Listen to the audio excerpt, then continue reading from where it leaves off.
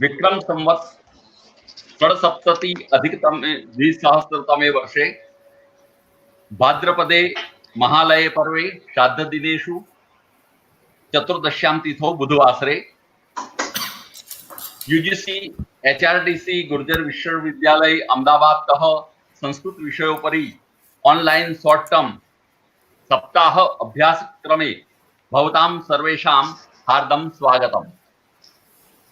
अहं महाकान्तः जोशी, अध्यक्षः संस्कृत विभागः, प्रमुख स्वामी साइंस एवं एचडी पटेल आर्ट्स इत्याख्यः महाविद्यालयतः भवतां सर्वेषां प्रतिनिधिरूपेण सर्वेषां स्वागतं करोमि। विविध स्थलेभ्यः अस्मिन् कार्यक्रमे यूट्यूब एवं फेसबुक माध्यमेन संयुक्ताः विविधा प्रतिभागिनः आगतवन्तः, अतः तेषां सर्वेषां हार्दं स्वागतम्।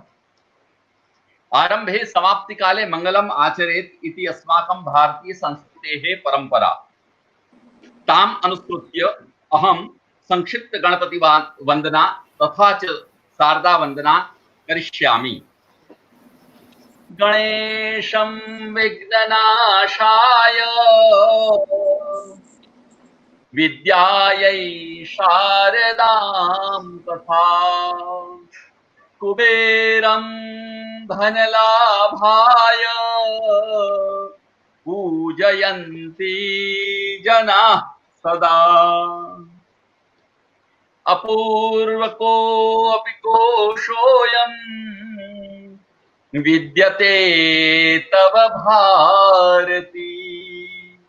व्ययते वृद्धिमायाति क्षयम् आयाति संचयात्। क्षयम् आयाति संचयात्। सर्वेभ्यो नमो नमः। अत्र प्रार्थनायाः समयः, अतः प्रार्थनाकरणाय गांधीनगरतः स्वरेण दीक्षिता सा स्वर दीक्षिता भैरवी दीक्षित महोदया अत्र आगमिष्यति। तस्मै प्रार्थनाकरणाय अहं प्रार्थयामि। दीक्षित महोदया। सर्वेभ्यो नमो नमः। एकं संस्कृत गीतं प्रस्तुतौमि। देववाणीं वेदवाणीं मातरं वन्दामहे। देववाणीं वेदवाणीं मातरं वन्दामहे। चिरनवीनां चिरपुराणीं सादरं वन्दामहे। चिरनवीनां चिरपुराणीं सादरं वन्दामहे। देववाणीं वेदवाणीं मातरं वन्दामहे। दिव्यसंस्कृतिरक्षणाय तत्परा भुवने भ्रमन्तः लोकजागरणाय सिद्धा सङ्घटनमन्त्रं जपन्तः कृतिपरा लक्ष्यैकनिष्ठा भारतं सेवामहे। कृतिपरा लक्ष्यैकनिष्ठा भारतं सेवामहे।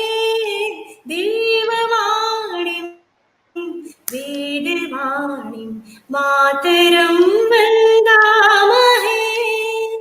संस्कृतेर्विमुखं समाजं जीवनेन शिक्षयेम। मनुकुलादर्शं वयं वै पालयित्वा दर्शयेम।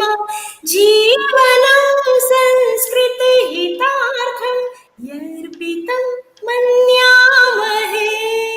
जीवनं संस्कृतहितार्थं यर्पितं मन्यामहे। देववाणीं वेदवाणीं वेदवाणीं मातरं वन्दामहे। भारताः सोदरासु भावनेयं हृदिनिधाय वयं संस्कृतसैनिकाः सच्चिदानजं विहाय परमवैभवसाधनाय वरमहो याचामहे। परमवैभवसाधनाय वरमहो याचामहे। देववाणीं वेदवाणीं मातरं वन्दामहे। चिरनवीनां चिरपुराणीं सादरं वन्दामहे। चिरनवीनां चिरपुराणीं सादरं वन्दामहे। देववाणीं वेदवाणीं मातरं वन्दामहे। मातरं वन्दामहे। मातरं वन्दामहे। देववाणी वेदवाणी मातरम वंदामहे। धन्यवाद भगिनी। प्रार्थना करणाच सर्वत्र वातावरणं पूतं पवित्रं जातम् इति वयं सर्वे मन्यामहे। धन्यवादः महोदय। धन्यवाद। पुनः एक बार फिर सब आप उपस्थित महानुभावों का मैं तहे दिल से स्वागत करता हूं। औपचारिकता को छोड़कर हम सीधे कार्यक्रम की ओर प्रस्थान करते हैं और हमारे महानुभाव, हमारे अध्यक्ष जो हमारे बीच में हैं, उनको हम सुनेंगे, लेकिन पहले उनका थोड़ा सा परिचय प्राप्त कर लें। आपका शुभ नाम है डॉक्टर चेतन त्रिवेदी। भक्त कवि नरसिंह मेहता जूनागढ़ यूनिवर्सिटी के आप कुलपति श्री हैं। तो आपका जो नाम है इसमें ही आपकी महत्ता छिपी हुई है। चेतन शब्द ही ऊर्जा और स्फूर्ति का धारक है। आपकी अवटंक त्रिवेदी है। यह भी हमारी भारतीय परंपरा की द्योतक है। हमारे पूर्वजों ने द्विवेदी त्रिवेदी ऐसी अवटंक बना के हमारी उज्जवल परंपरा को उजागर किया है, द्योतित किया है। तो एक लेक्चरर से कुलपति पद तक आपकी जो सफर रही, उस सफर को हम देखने का एक विनम्र प्रयास करेंगे। आपने बीए और एमए भावनगर यूनिवर्सिटी से किया है। कानपुर यूनिवर्सिटी से आपने पीएचडी प्राप्त किया है और बहुत मजे की बात है और बहुत नोंदपात्र बात ये है कि आपने गांधीयन फिलोसॉफी में पीएचडी की है। आपकी शैक्षणिक कारकिर्दी बहुत तेजस्वी रही है।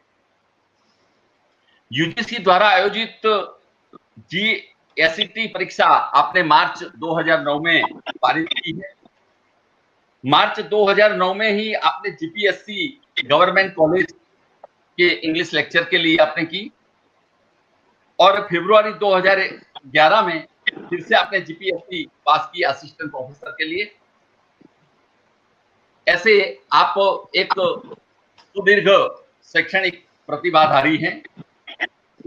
मेडल और स्कॉलरशिप और अवार्ड की तरफ जब हमारी नजर जाती है तो हम चकित हो उठते हैं कि आपने एंटायर इंग्लिश एमए में जब आप फर्स्ट आए तो भावनगर यूनिवर्सिटी ने आपको गोल्ड मेडल देके तो सराहा था।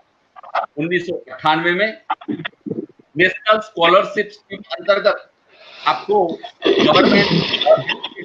गवर्नमेंट ऑफ इंडिया की तरफ से आपको मेरिट सर्टिफिकेट भी दिया गया है।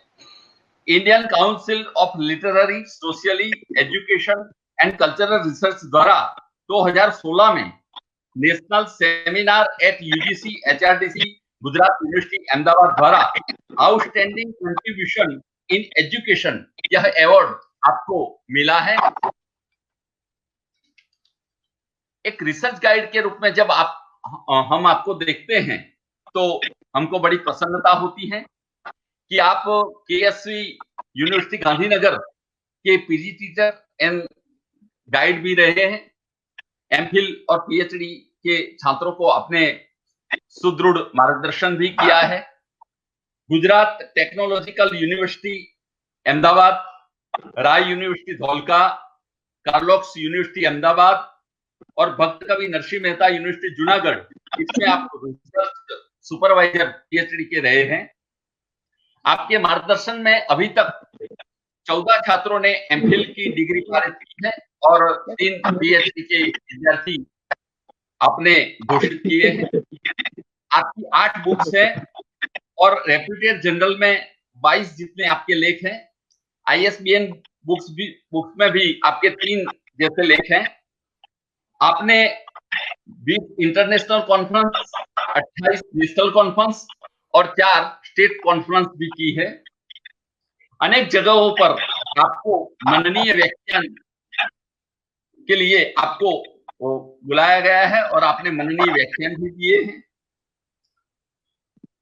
अनेक कॉन्फ्रेंसों में आपने मानवंत पद को सुशोभित भी किया है। अनेक एकेडमिक एसोसिएशन आपको जोड़कर धन्यता का अनुभव कर रहे हैं। एक पार्ट टाइम लेक्चर से आप ऐसे कुलपति पद पर जो पहुंचे हैं, ये है आपकी प्रतिष्ठा की द्योतित करता है। तो ऐसे हमारे त्रिवेदी साहब जो आज हमारे अध्यक्ष के रूप में हमें प्राप्त हैं, तो मैं उनको विनती करता हूं, मैं प्रार्थना करता हूं कि हमारे सबके कर्णपटल आपके उद्बोधन सुनने के लिए लालायित हैं, तो आप अपने उद्बोधन से हमें उद्बोधित करें। माननीय डॉक्टर चेतन त्रिवेदी साहब। नमो नमः। उपस्थित गुजरात यूनिवर्सिटी के एचआरडीसी के डायरेक्टर और मेरे परम मित्र professor Jagdish Joshi ji, professor Sharma ji, Sardar Patel university में बहुत सालों से संस्कृत के लिए बहुत बड़ी सेवा करने वाले निरंजन पटेल जी, अपने उद्घोषक मित्र और ये जो पूरा यूथ आइकॉन ऑफ संस्कृत का जिसका बहुत बढ़िया काम कर रहे हैं, और नक्शिक जो शिक्षक है ऐसे अपने अतुल भाई और बहुत सारे सम्माननीय संस्कृत के साधक अध्यापक गण को मेरा प्रणाम। मैं सबको आपको वंदन करता हूं। इसलिए वंदन करता हूं कि ये जो शिक्षण नीति है, कैनॉट से नई शिक्षण नीति, हम लोग उसको राष्ट्रीय शिक्षण नीति कहते हैं। तो पहला डिफरेंस हमें ये समझना चाहिए कि कोई भी राष्ट्र की नीति वो राष्ट्रीय होती है, नई या पुरानी नहीं होती है। जिसमें राष्ट्रीयता की बात आती है, राष्ट्र गौरव की बात आती है, स्वाभिमान की बात आती है, आत्मसम्मान की बात आती है। तो इस विषय में जो देखा जाए, अब ये नीति कैसी है, कैसी होनी चाहिए, एक कोई प्रश्न की बात नहीं है। बहुत सारे लोगों ने मिलके जुड़ के नीति को अमल में हम लाए हैं। तब सभी सब्जेक्ट वाले, सभी विषय वाले अपने अपने हिसाब से इस नीति को देखते हैं। तो मैं खास करके ये शॉर्ट टर्म कोर्स है जो अपने अतुल उनागर जी और उसकी टीम ने मिलके ये पूरा प्रयोग हाथ में लिया और एचआरडीसी ने उसको अच्छी तरह से प्लेटफॉर्म दिया।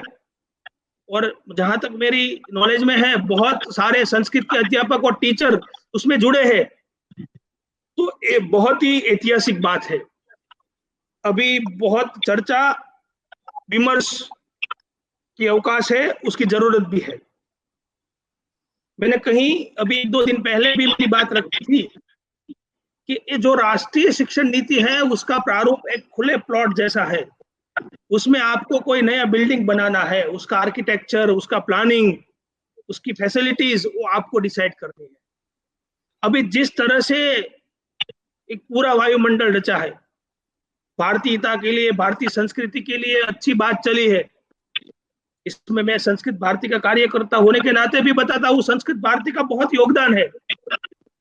जब छोटे छोटे सरल भाषा संस्कृतम, सरल संस्कृतम का प्रयोग करके मुझे बहुत बुरा लगता था। कोई संस्कृत का अध्यापक है, संस्कृत का टीचर है, वो 12 साल तक हाई स्कूल में पढ़ता है, 3 साल ग्रेजुएशन, 2 साल मास्टर्स और 3 साल पीएचडी के बाद वो बोले कि हम संस्कृत का थीसिस तो गुजराती में लिखना चाहते हैं, संस्कृत वक्तो निम्ना शकनम, हम लोग संस्कृत नहीं बोल सकते हैं, तो बुरा लगता था। मगर सबको ऐसा लगता था कि संस्कृत कर्मकांड की भाषा है, बहुत विद्वत भाषा है। ऐसा नहीं हुआ। संस्कृत भारती के माध्यम से आज बहुत सारे लोग बहुत सरल संभाषण कर रहे हैं, तो एक अच्छी साइन है। इसको मिला के हम आगे चले। मैंने 5-6 वेबिनार्स में मुझे डायरेक्टली फिजिक्स के बच्चे, बायोलॉजी के बच्चे, मेडिकल के बच्चे, इंजीनियरिंग के बच्चे पूछते हैं कि हम लोग ये राष्ट्रीय शिक्षा नीति, अपनी जो नई शिक्षा नीति में है, उसमें मल्टीडिसिप्लिनरी अप्रोच है, होलिस्टिक डेवलपमेंट की बात है। तो मैं सबको बता मैं कादम्बरी का एग्जांपल देता हूँ। जो बाण भट्ट ने बोला कि 64 आर्ट्स, 64 कलाएं होनी चाहिए। तो अगर आज का बच्चा, नए भारत का बच्चा, विश्वगुरु भारत का बच्चा, वो पूरी कलाओं का ज्ञाता होना चाहिए, तो उसके पास बहुत ऑप्शंस होने चाहिए। तो बोले कि हम संस्कृत, आप तो संस्कृत भारती के उपाध्यक्ष है, तो हमें बताइए कि किस तरह से संस्कृत हमें काम में आएगी। ये प्रश्न सीधा वेदक होता है।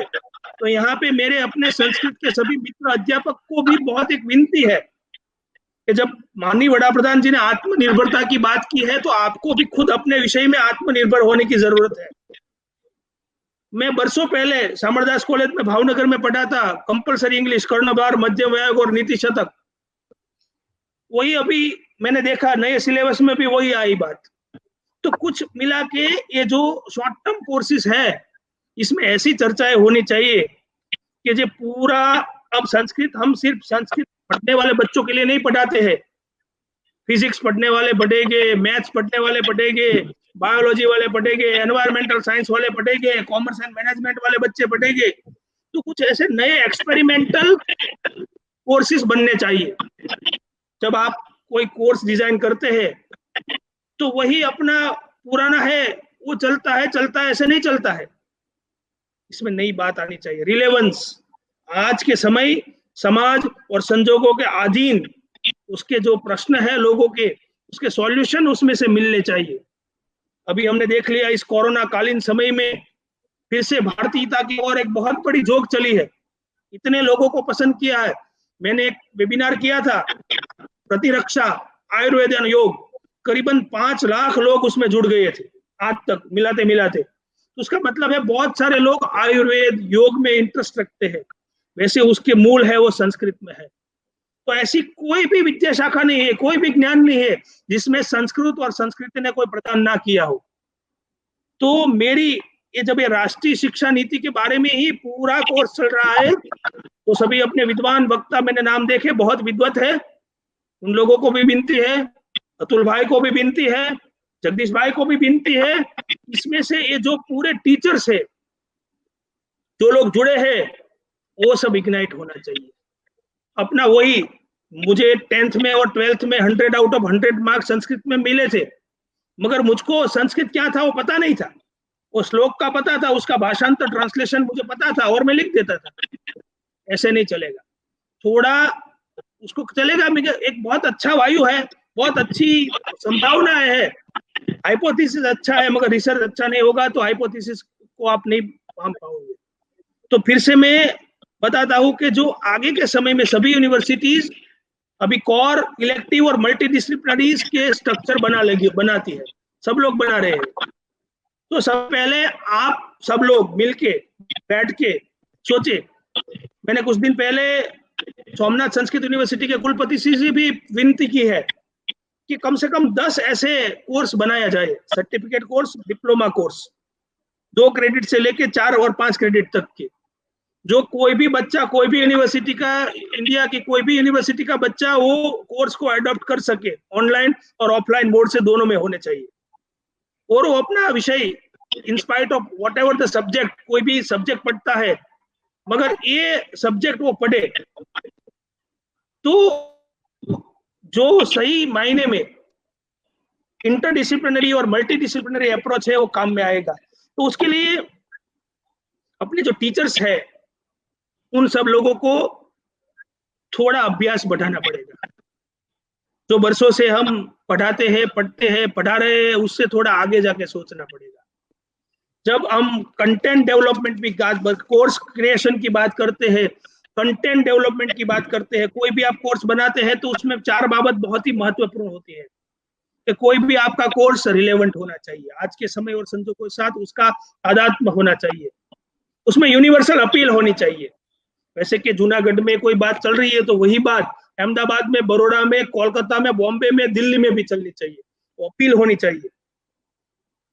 उसके बाद उसमें मेथोडोलॉजी बहुत ही सही होनी चाहिए, और जो कोर्स है उसके ग्रेडेशन होते हैं, जब हम फर्स्ट ईयर में पढ़ते हैं, सेकंड ईयर में पढ़ते हैं, तो उसका कनेक्शन और लिंक होना चाहिए। तो कोर्सेज क्रिएशन है वो बहुत ही महत्वपूर्ण बात है। इसमें से भी कहीं आप यूनिट और कोई क्लब और कोई ग्रुप बनाना चाहिए जो आगे जाके, मैंने अभी कोई यूनिवर्सिटी में, शायद चिल्ड्रंस यूनिवर्सिटी का कोई वेबसाइट फेसबुक में देखा था, वो लोग मॉरल एजुकेशन इन नीति शतक का कोर्स दे रहे हैं, पीस मैनेजमेंट इन भगवद गीता दे रहे हैं। तो वो ऐसे कोर्सेस अगर संस्कृत की ओर से ऑफर किए जाएंगे सभी यूनिवर्सिटी, सोमनाथ यूनिवर्सिटी हो, गुजरात यूनिवर्सिटी हो, सौराष्ट्र यूनिवर्सिटी हो, एमएस हो, भक्त कवि हो, गोधरा हो, हर एक यूनिवर्सिटी अपने हिसाब से ऐसे कोर्सेज किए जाए। और अभी तो हम लोग ऑटोनोमस कॉलेजेस के बारे में सोच रहे हैं, जिन जिन लोगों के कैंपस कॉमन है, आर्ट्स, कॉमर्स, साइंस, उन लोगों को कुछ सब्जेक्ट कॉमन दिए जाएंगे।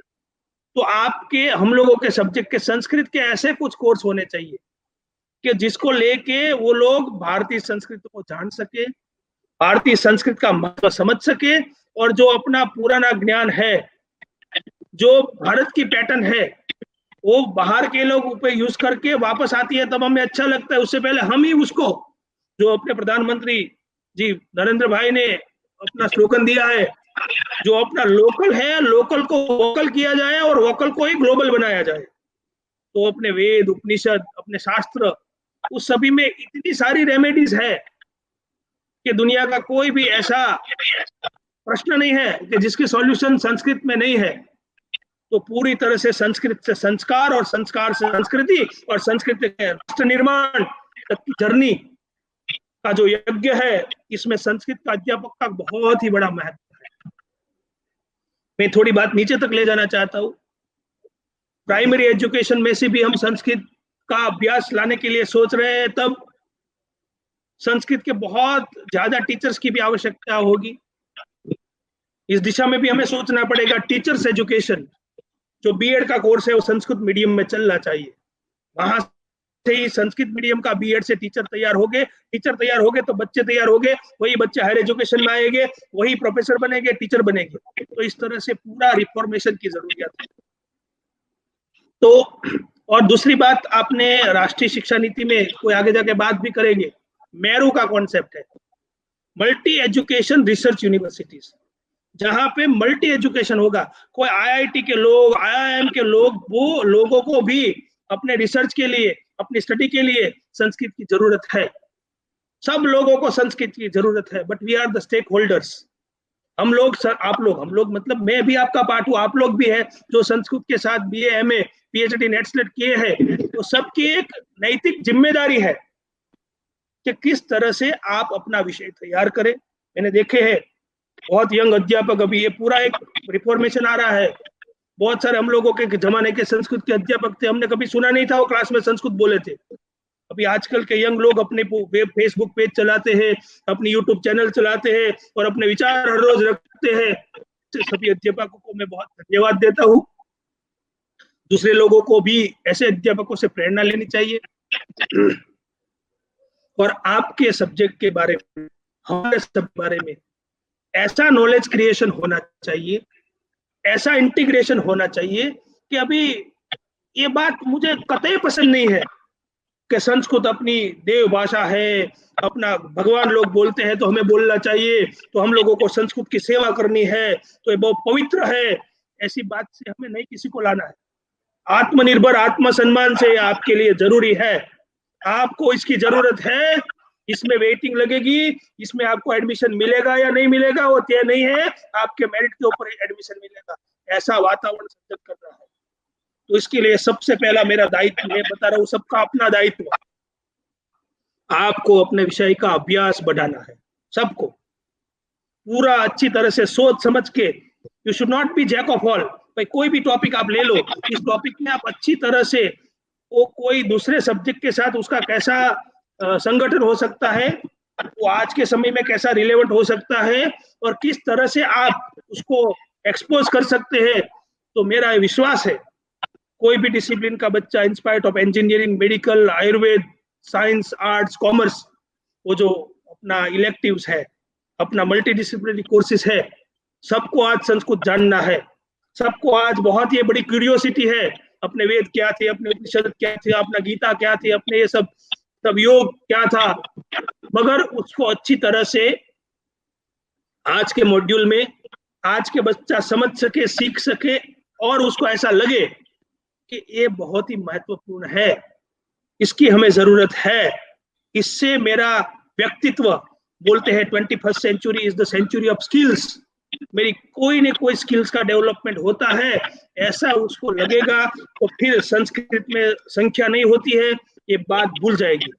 कोई अध्यापक मुझे बता रहा था कि सभी यूनिवर्सिटी में कंपलसरी सब्जेक्ट चलाना चाहिए, तो कंपलसरी चलाना चाहिए, चलाना नहीं चाहिए, वो अपने आप डिमांड होना चाहिए। सिर्फ सब्जेक्ट देने से संस्कृत का काम नहीं होता, सिर्फ सब्जेक्ट ऑफर करने से उसकी सेवा नहीं होती, उसके लिए हमें ऐसे कोर्सेज बनाने चाहिए कि सब लोग आपको मिलके पूछे।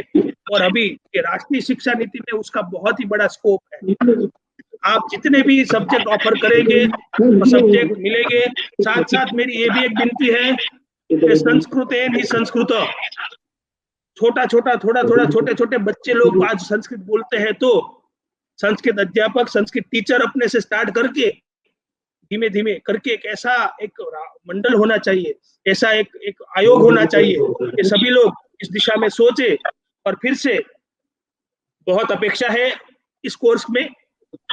अतुल भाई, आपकी बहुत बड़ी जिम्मेदारी है, आपने बहुत अच्छी तरह से सुगठन किया है। जगदीश भाई, आपने भी बहुत मेहनत की है, बहुत अच्छे अच्छे संस्कृत के विद्वान लोग को बुलाया गया है, मगर वंस अगेन वो लोग आएंगे, अपनी बात रखेंगे। जो सबसे ज्यादा जिम्मेदारी है वो पार्टिसिपेंट्स की है। वो 8 दिन और 10 दिन के बाद ऐसा कुछ मन में निश्चय करके जाना है कि एक ऐसी तरह से, एक ऐसे कार्यकर्ता की ओर से मैं कुछ ऐसा नया करूंगा जिसमें संस्कृत माता की सेवा होगी, राष्ट्र की सेवा होगी। और नई शिक्षा नीति का जो प्रारूप बन रहा है, इसमें बहुत ही एक बाबत है, मैं बता दूं आपको, अगर आप अच्छी तरह से टाइमली अपना इनपुट नहीं देंगे तो बहुत फास्ट गति से जाने वाला है।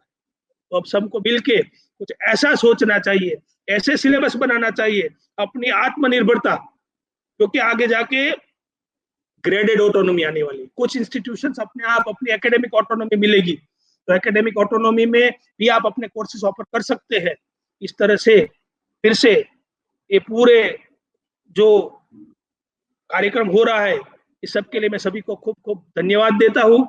इसके साथ एक बहुत बड़ी अपेक्षा है, खास करके युवा टीचर्स के लिए, जिन लोगों की कारकिर्दी अभी शुरू हुई है, और निरंजन भाई जैसे मेंटर टीचर है, वो मेंटर टीचर को मिला के गुजरात को पूरे हिंदुस्तान में लीड लेनी है। और हम गुजरात एजुकेशन है वो ये राष्ट्रीय शिक्षा नीति के बारे में एक मॉडल बनाना चाहता है। इस यज्ञ में हम सब लोग सहभागी हो, अच्छी तरह में इस दिशा में सोचा जाए, चर्चा किया जाए, विमर्श किया जाए, चिंतन किया जाए, सिर्फ बातों बातों में ना रहे। मैंने देखा है बहुत से लोग बहुत बातें करते हैं, ये होना चाहिए, वो होना चाहिए, ये करना चाहिए, क्या करना चाहिए सोचने से बजाय कुछ एक्शन सॉलिड होना चाहिए, पेपर में कुछ ड्राफ्टेड होना चाहिए। और ऐसी बड़ी बड़ी बातों से बजाय ऐसी बात चाहिए कि कोई आपको ढूंढते हुए आए, चलो मैं इंजीनियरिंग पढ़ता हूँ, मैं सिविल इंजीनियरिंग पढ़ता हूँ, I want to know what was Indian sculpture, कि भारतीय शिल्प और स्थापत्य के इतनी उल्लेख है अपने संस्कृत साहित्य में, संस्कृत में, तो वो किस तरह से बना था, वो आज का ऑटोकैड और अपना संस्कृत किस तरह से मेल खाता है, उसके अभ्यास होने चाहिए। ये समय की डिमांड है, यही शिक्षा नीति की अपेक्षा है। और जिन लोगों ने बहुत सालों से हम लोग मैकॉले की शिक्षण पद्धति से पढ़ रहे थे, कितने लोगों के यो बलिदान के बाद ये अवसर प्राप्त हुआ है, आज हमें अपने देश की नीति मिल रही है। तो उस यज्ञ में मैं समझता हूँ संस्कृत के अध्यापकों का, भाषा के अध्यापकों का, जो भारतीय है उन लोगों का सबसे बड़ा दायित्व है, सबसे बड़ी चैलेंज है। उस चैलेंज को लेके हमें ऐसे कोर्सेस, ऐसा कंट्रीब्यूशन देना है जिससे आने वाली पीढ़ी हमेशा के लिए हमें याद रहे। इसके वंस अगेन मैं सबका आभार व्यक्त करता हूँ और सभी प्रतिस्पर्धियों को सिर्फ ऑनलाइन में रहने के लिए नहीं, तो सर्टिफिकेट के लिए नहीं, अपने सब्जेक्ट के लिए काम चल रहा है, इस काम में मेरा भी हिस्सा होना चाहिए। इस भावना के साथ एक कार्यकर्ता की वजह से जुड़ा जाए तो बहुत ही अच्छे परिणाम मिलेंगे और सबसे ज्यादा आत्मसंतोष मिलेगा। Thank you very much. बहुत बहुत धन्यवाद सर आपका। आपने जो आज बात बताई है, इससे हम तहे दिल से आपके आभारी हैं। आपने जो बात की है उसका जो सारांश देखा जाए तो कुछ नए कोर्स होने चाहिए, नए एक्सपेरिमेंटल कोर्सेज होने चाहिए और वर्तमान समस्याएं उसको मद्देनजर ये कोर्स की रचना होनी चाहिए। समाज के साथ रिलेटिव होने चाहिए, सर्वतोमुखी होने चाहिए। भारतीय संस्कृति का ज्ञान पूरी तरह से इसमें से मिलना चाहिए। संस्कार, संस्कृति एवं व्यक्तित्व निर्माण, ये तीन इसके पहलू हैं। बीएड का कोर्स संस्कृत मीडियम में होना चाहिए। मेरू का भी आपने कंसेप्ट क्लियर किया। संस्कृत को आत्मनिर्भर बनानी है और इसके लिए सभी को विषय का अभ्यास आज के समय की प्रस्तुतता देखकर करना चाहिए। बालक को कोर्स देखकर लगना चाहिए कि मैं बस यही ले लूं, मैं कुछ ऐसा करूं कि संस्कृत माता की सेवा मैं करता रहूं। केवल बातें नहीं, एक्शन होने चाहिए। अन्य विषय और क्षेत्र वाले आपको ढूंढते हुए आए और हम अच्छे कार्यकर्ता बने रहे, हम अच्छे कार्यकर्ता बने रहे, ऐसी मनीषा हमारे त्रिवेदी साहब ने जताई है, तो हम सादर उनका धन्यवाद करते हैं।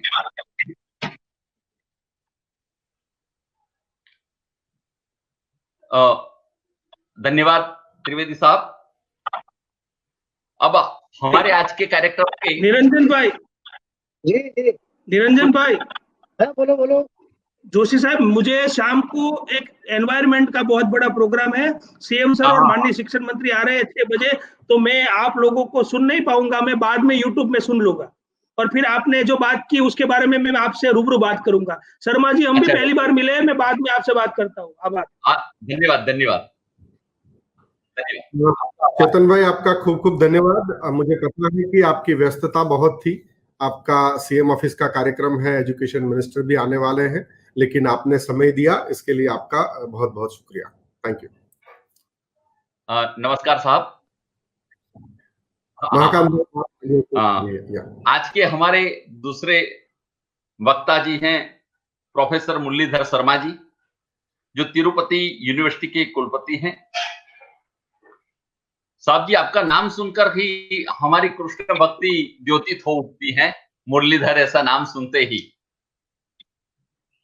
तो आपकी शैक्षणिक कारकिर्दी से हम परिचित होते हैं। पहले केंद्रीय संस्कृत विद्यापीठ लखनऊ यूपी से आपने लेक्चरर की यात्रा का आरंभ किया 1988 में।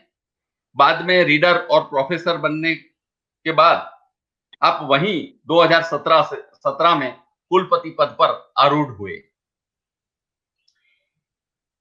आपकी शैक्षिक जो योग्यता है उसको हम देखकर बार बार चकित रह जाते हैं, क्योंकि संस्कृत और विज्ञान का आपने सुभग समन्वय किया है।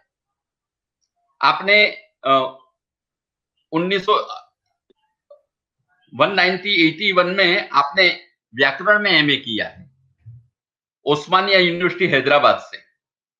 शिक्षा शास्त्री यानी बीएड आपने 1982 में राष्ट्रीय संस्कृत संस्थान न्यू दिल्ली से किया है। शिक्षा आचार्य यानी एमएड 1983 में आपने वहीं से किया है। पर बहुत ध्यान पात्र बात ये है कि आपने एमएससी साइकोलॉजी में किया है। वो हमारे लिए बहुत आनंद की, गर्व की और चकित कर देने वाली बात है कि 2009 में आपने श्री वेंकटेश्वर यूनिवर्सिटी तिरुपति से एमएससी साइकोलॉजी में किया है। और आपका जो पीएचडी वो एजुकेशन में 1986 में आपने राष्ट्रीय संस्कृत संस्थान न्यू दिल्ली से किया है।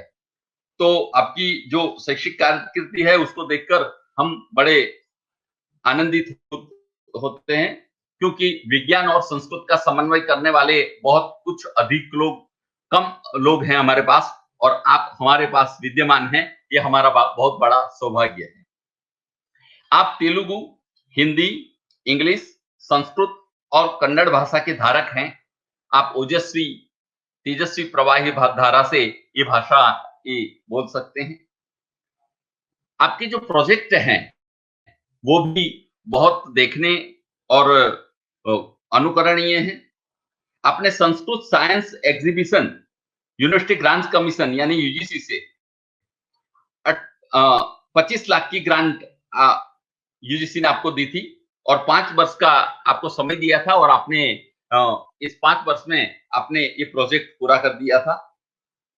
दूसरा प्रोजेक्ट भी आपने यूजीसी से 10 लाख रुपया लेकर किया था, Sanskrit science research general project, और 5 वर्ष में ये भी आपने पूरा कर दिया था। Self learning kit for Sanskrit learning project, आप पहले से ही संस्कृत के विविध प्रोजेक्ट में जुड़े रहते थे, तो यूजीसी ने आपको 12 लाख रुपया इसके लिए दिया था और 5 वर्ष की अवधि थी, वो भी आपने बहुत सफलता से पूर्ण किया था। मेरे लिए बहुत गर्व की, गौरव की और आनंद की बात यह है कि मैं भी व्याकरण का विद्यार्थी हूं।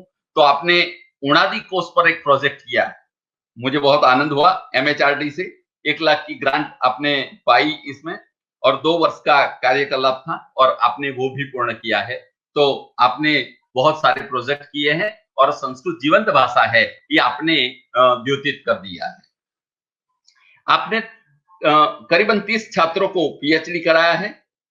नेशनल संस्कृत यूनिवर्सिटी तिरुपति के आप प्रथम वीसी हैं। आपके 3 स्वतंत्र बुक्स हैं और 6 एडिटेड बुक्स हैं। कई संस्थाएं आपको सभ्य रूप में पाकर धन्यता का अनुभव करती हैं। आप श्री बेंगलोर की निक्की पीयर टीम के चेयरमैन भी है, ये भी हमारे लिए बहुत सौभाग्य की बात है। आपने संस्कृत और संस्कृति की प्रचार यात्रा के लिए विदेश यात्रा भी की है, जैसे कि संस्कृत साइंस एग्जीबिशन के एक कोऑर्डिनेटर के रूप में आपने 2002 में रसिया की मुलाकात की थी। ये हमारे लिए बहुत गौरव की बात है। साथ में Sahitya Akademi, cultural ministry, government of India से एक रिप्रेजेंटेटिव के रूप में आपने स्पेन की भी मुलाकात ली थी। ऐसे विशिष्ट प्रतिभा के धारक और संस्कृत साइंस के समालोचक एवं समन्वयात्मक प्रतिभा के रूप में आपको हम पाकर आज हमारी जात को बहुत सौभाग्यशाली मानते हैं। तो राष्ट्रीय शिक्षा नीति में संस्कृत का क्या स्थान है, यह आपसे सुनने के लिए हमारे सभी के कर्णपटल उत्कंठित हो रहे हैं। तो कृपया आपकी वाणी से हमें परिप्लावित करें, हमें धन्यवादित करें। मुरलीधर शर्मा जी, नमो नमः। श्रियः कान्ताय कल्याण निधये निधयेऽर्थिनां श्री वेंकट निवासाय श्रीनिवासाय मंगलम। सम्यक् श्रूयते वा? आमेव। प्रतिध्वनिः अस्ति? अस्तु अस्तु। तर्हि समादरणीयाः चेतन द्विवेदी महोदयाः, यशस्वी कुलपतयः एवं जगदीश जोशी महोदयाः, महाकांत जोशी महोदयाः एवं संस्कृत भारत्याः कार्यकर्ता अतुल महोदयाः, निरंजन जी महोदयाः एवं भैरवी दीक्षित महोदया, वस्तुतः वयं कस्मिंश्चित् विशिष्ट सन्निवेशे स्मः। संस्कृत ज्ञान परंपरायाः संरक्षणं, संस्कृत शास्त्राणां संरक्षणम् इति एकस्मिन् विशिष्ट संदर्भे स्मः। कस्मिंश्चित् अभूतपूर्व सन्निवेशे स्मः। बहुकालतः तत्र विद्यालयेषु एवं विश्वविद्यालय स्तरे संख्या ह्रासः, गुणवत्ता स्तरस्य ह्रासः दरीदृश्यते इति अस्माकं मनांसि बहु चेखिद्यन्ते इति वयं जानीमः। इदानीं संस्कृत जगति तादृशाः अवसराः लभ्यन्ते यत्र वयं स्वीयं विशिष्टं कौशलं दर्शयितुं शक्नुमः। 1960 तमवर्षात् आरभ्य नम विश्वविद्यालये शिक्षायोगतः आरभ्य 1986 तमे वर्षे नवशिक्षानीति विषये तत्र भिन्नाः संस्तुतयः दत्ताः सन्ति। तत्रापि विश्वविद्यालये शिक्षायां भवतु, कोठारी आयोगे भवतु, 1986 एजुकेशन पॉलिसी मध्ये भवतु, संस्कृत विषये बह्व्यः संस्तुतयः दत्ताः कथं संस्कृतस्य विकासः करणीयः इति। परन्तु इदानीन्तनायां राष्ट्रीय शिक्षा नीतौ संस्कृत विषये, संस्कृत ज्ञान परंपरायाः विषये ये अंशाः दत्ताः सन्ति, ये च अवसराः दत्ताः सन्ति विकासस्य कृते, वर्धनस्य कृते, तावन्तः अवकाशाः, तावन्तः अवसराः न कस्मिन्नपि आयोगे प्रदर्शिताः सन्ति इति अस्माकं संस्कृतलोकस्य कृते अयं महान् अवकाशः, महान् अवसरः, महत् सौभाग्यम् अस्माकम् अस्ति। भवन्तः एकवारम् अवलोकयन्तु, अत्र राष्ट्रीय शिक्षा नीतौ राष्ट्रस्य सर्वाः अपि आकांक्षाः प्रतिबिम्बिताः सन्ति। एवं पदजालमपि वयं पश्यामः, विचारांश्च पश्यामः। पदजालमपि संस्कृतमूलमस्ति, विचाराः संस्कृतमूलाः सन्ति। अतः एतदनन्तरम् एतद् बहु निर्णीतं भवति यत् अयं संस्कृतलोकः, यत्र यस्मिन् लोके वयं कार्यं कुर्मः, संस्कृतविश्वविद्यालयाः भवन्तु, संस्कृतरङ्गे कार्यं कुर्वाणाः सर्वेपि कार्यकर्ताः भवन्तु, तत्र संस्कृतविकासार्थं किं कुर्वन्ति इति समग्र विश्वं पश्यति इतः परम्। अतः अस्माभिः राष्ट्रीय शिक्षा नीतिः सम्यक्तया पठनीया अस्ति, सम्यक्तया अवगन्तव्या अस्ति।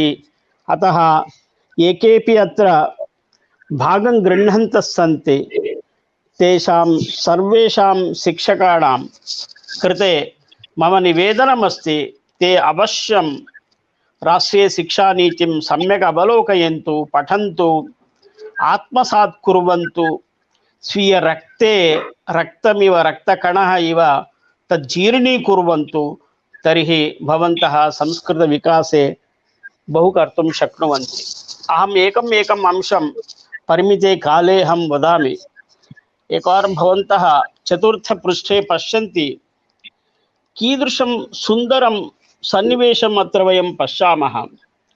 If you take page number 4 and paragraph 2, the rich heritage of ancient and eternal Indian knowledge and thought has been a guiding light for the policy. अस्याः नीतेः करदीपिका भवति Indian knowledge and thought, भारतीय ज्ञानं, भारतीयाः विचाराः।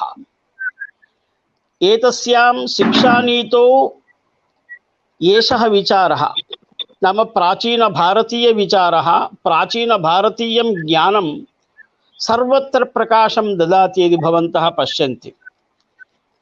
The pursuit of knowledge, jnana, wisdom and truth was always considered in Indian thought and philosophy as the highest human goal. The aim of education in the ancient India was not just the acquisition of knowledge as preparation for life in the world or life beyond schooling, but for the complete realization and liberation of the self. World-class institutions of ancient India such as Takshashila, Nalanda, Vikramashila, Vallabhi set the highest standards of the multidisciplinary teaching and research and hosted scholars and students from across backgrounds and countries. कियत् अत्र स्वीकृतमस्ति। अहम् एकम् अंशम् अत्र उदाहरामि। छान्दोग्योपनिषदि एकम् उदाहरणमस्ति।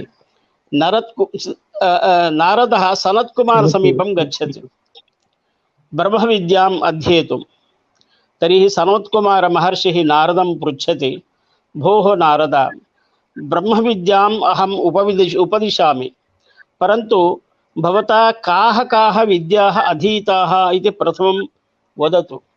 तदानीं नारदः वदति, ऋग्वेदं भगवोऽध्येमि, सामवेदं, यजुर्वेदम्, आथर्वणं, चतुर्थम् इतिहासपुराणं, वाकोवाक्यम्, इतिहासम्, एवं देवविद्यां, निधिविद्यां, सर्पविद्यां, सर्वदेवजनविद्याम् एतद्वो भगवोऽध्येमि इति कति विद्याः तेन अधीताः।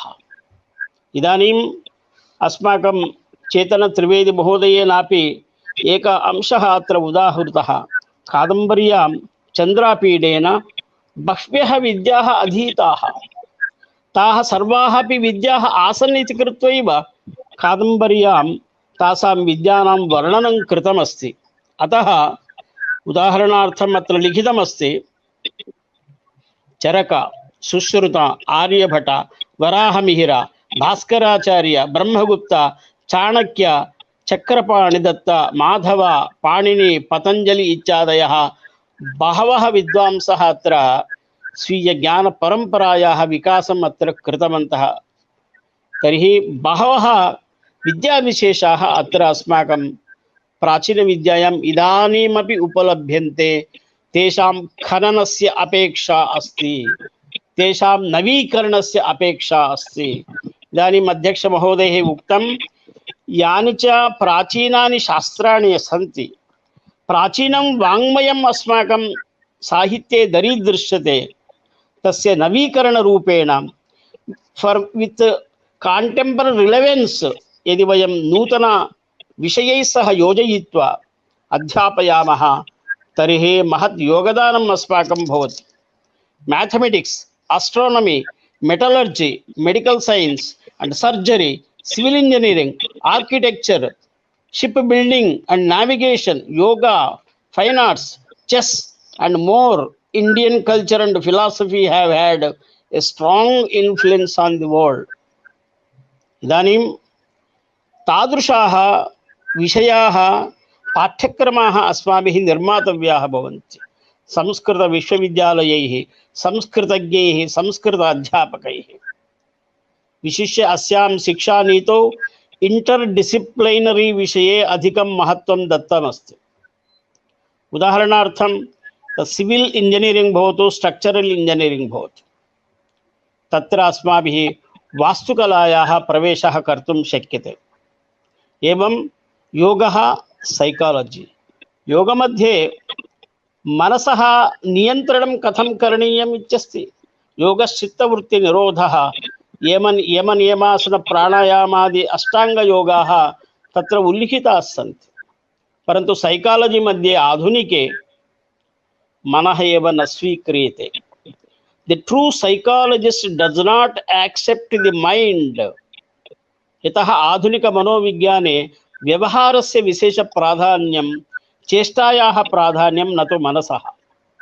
अतः योगविज्ञानस्य तत्र ये तत्र मनसः वर्णनं कृतं, व्यक्तित्व विकासः कृतः, पंचकोश थीरी वर्णितं, तत्र एकः मनुष्यः सामान्यः मनुष्यः अत्यंत मनीषी भवितुमर्हति, तादृशः शक्तिः प्राप्तुं शक्नोति, तादृशं सर्वं तत्र वर्णितमस्ति। तर्हि योगं स्वीकृत्य योगेन सह सैकालजी अस्माभिः योजयितुं शक्यते। एवं वार्फेर् भिन्न भिन्न विषयाः तादृशाः सन्ति यत्र अस्माभिः बहु समीचीनतया विकासः कर्तुं शक्यते। एवं अन्यत्र पश्यामः चेत्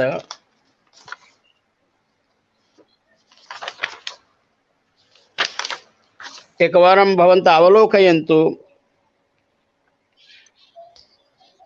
Sanskrit as optional language page number 14 स्पष्टतया तत्र संस्कृत विषये क्लासिकल लैंग्वेजेस विषये लिखितमस्ति, कियत् प्राधान्यं तत्र दत्तमस्ति। The importance, relevance and the beauty of the classical languages and literature of India also cannot be overlooked. Sanskrit, while also an important modern language mentioned in the 8th schedule of the Constitution of India, possesses a classical literature that is greater in volume than that of Latin and Greek put together, containing vast treasures of mathematics, philosophy, grammar, music, politics, medicine, architecture, metallurgy, drama, poetry, storytelling, and more, known as Sanskrit knowledge systems. Sanskrit knowledge system इति प्रयोगः अत्र कृतः अस्ति। तर्हि विश्वविद्यालयेषु न केवलं संस्कृत विश्वविद्यालयेषु परन्तु अन्येषु अपि विश्वविद्यालयेषु यदा एतस्याः नीतेः अनुप्रयोगः भविष्यति, इम्प्लिमेण्टेशन् भविष्यति, तर्हि अनेके विश्वविद्यालयाः संस्कृतज्ञान् पृच्छन्ति, संस्कृत विश्वविद्यालयान् पृच्छन्ति यत् शिक्षा नीतौ एवं उल्लिखितमस्ति नॉलेज सिस्टम्स विषये, संस्कृत वाङ्मय विषये, संस्कृत साहित्य विषये। तर्हि अस्माभिः सह भवन्तः MOU कुर्वन्तु, अस्माभिः सह टाइअप कुर्वन्तु।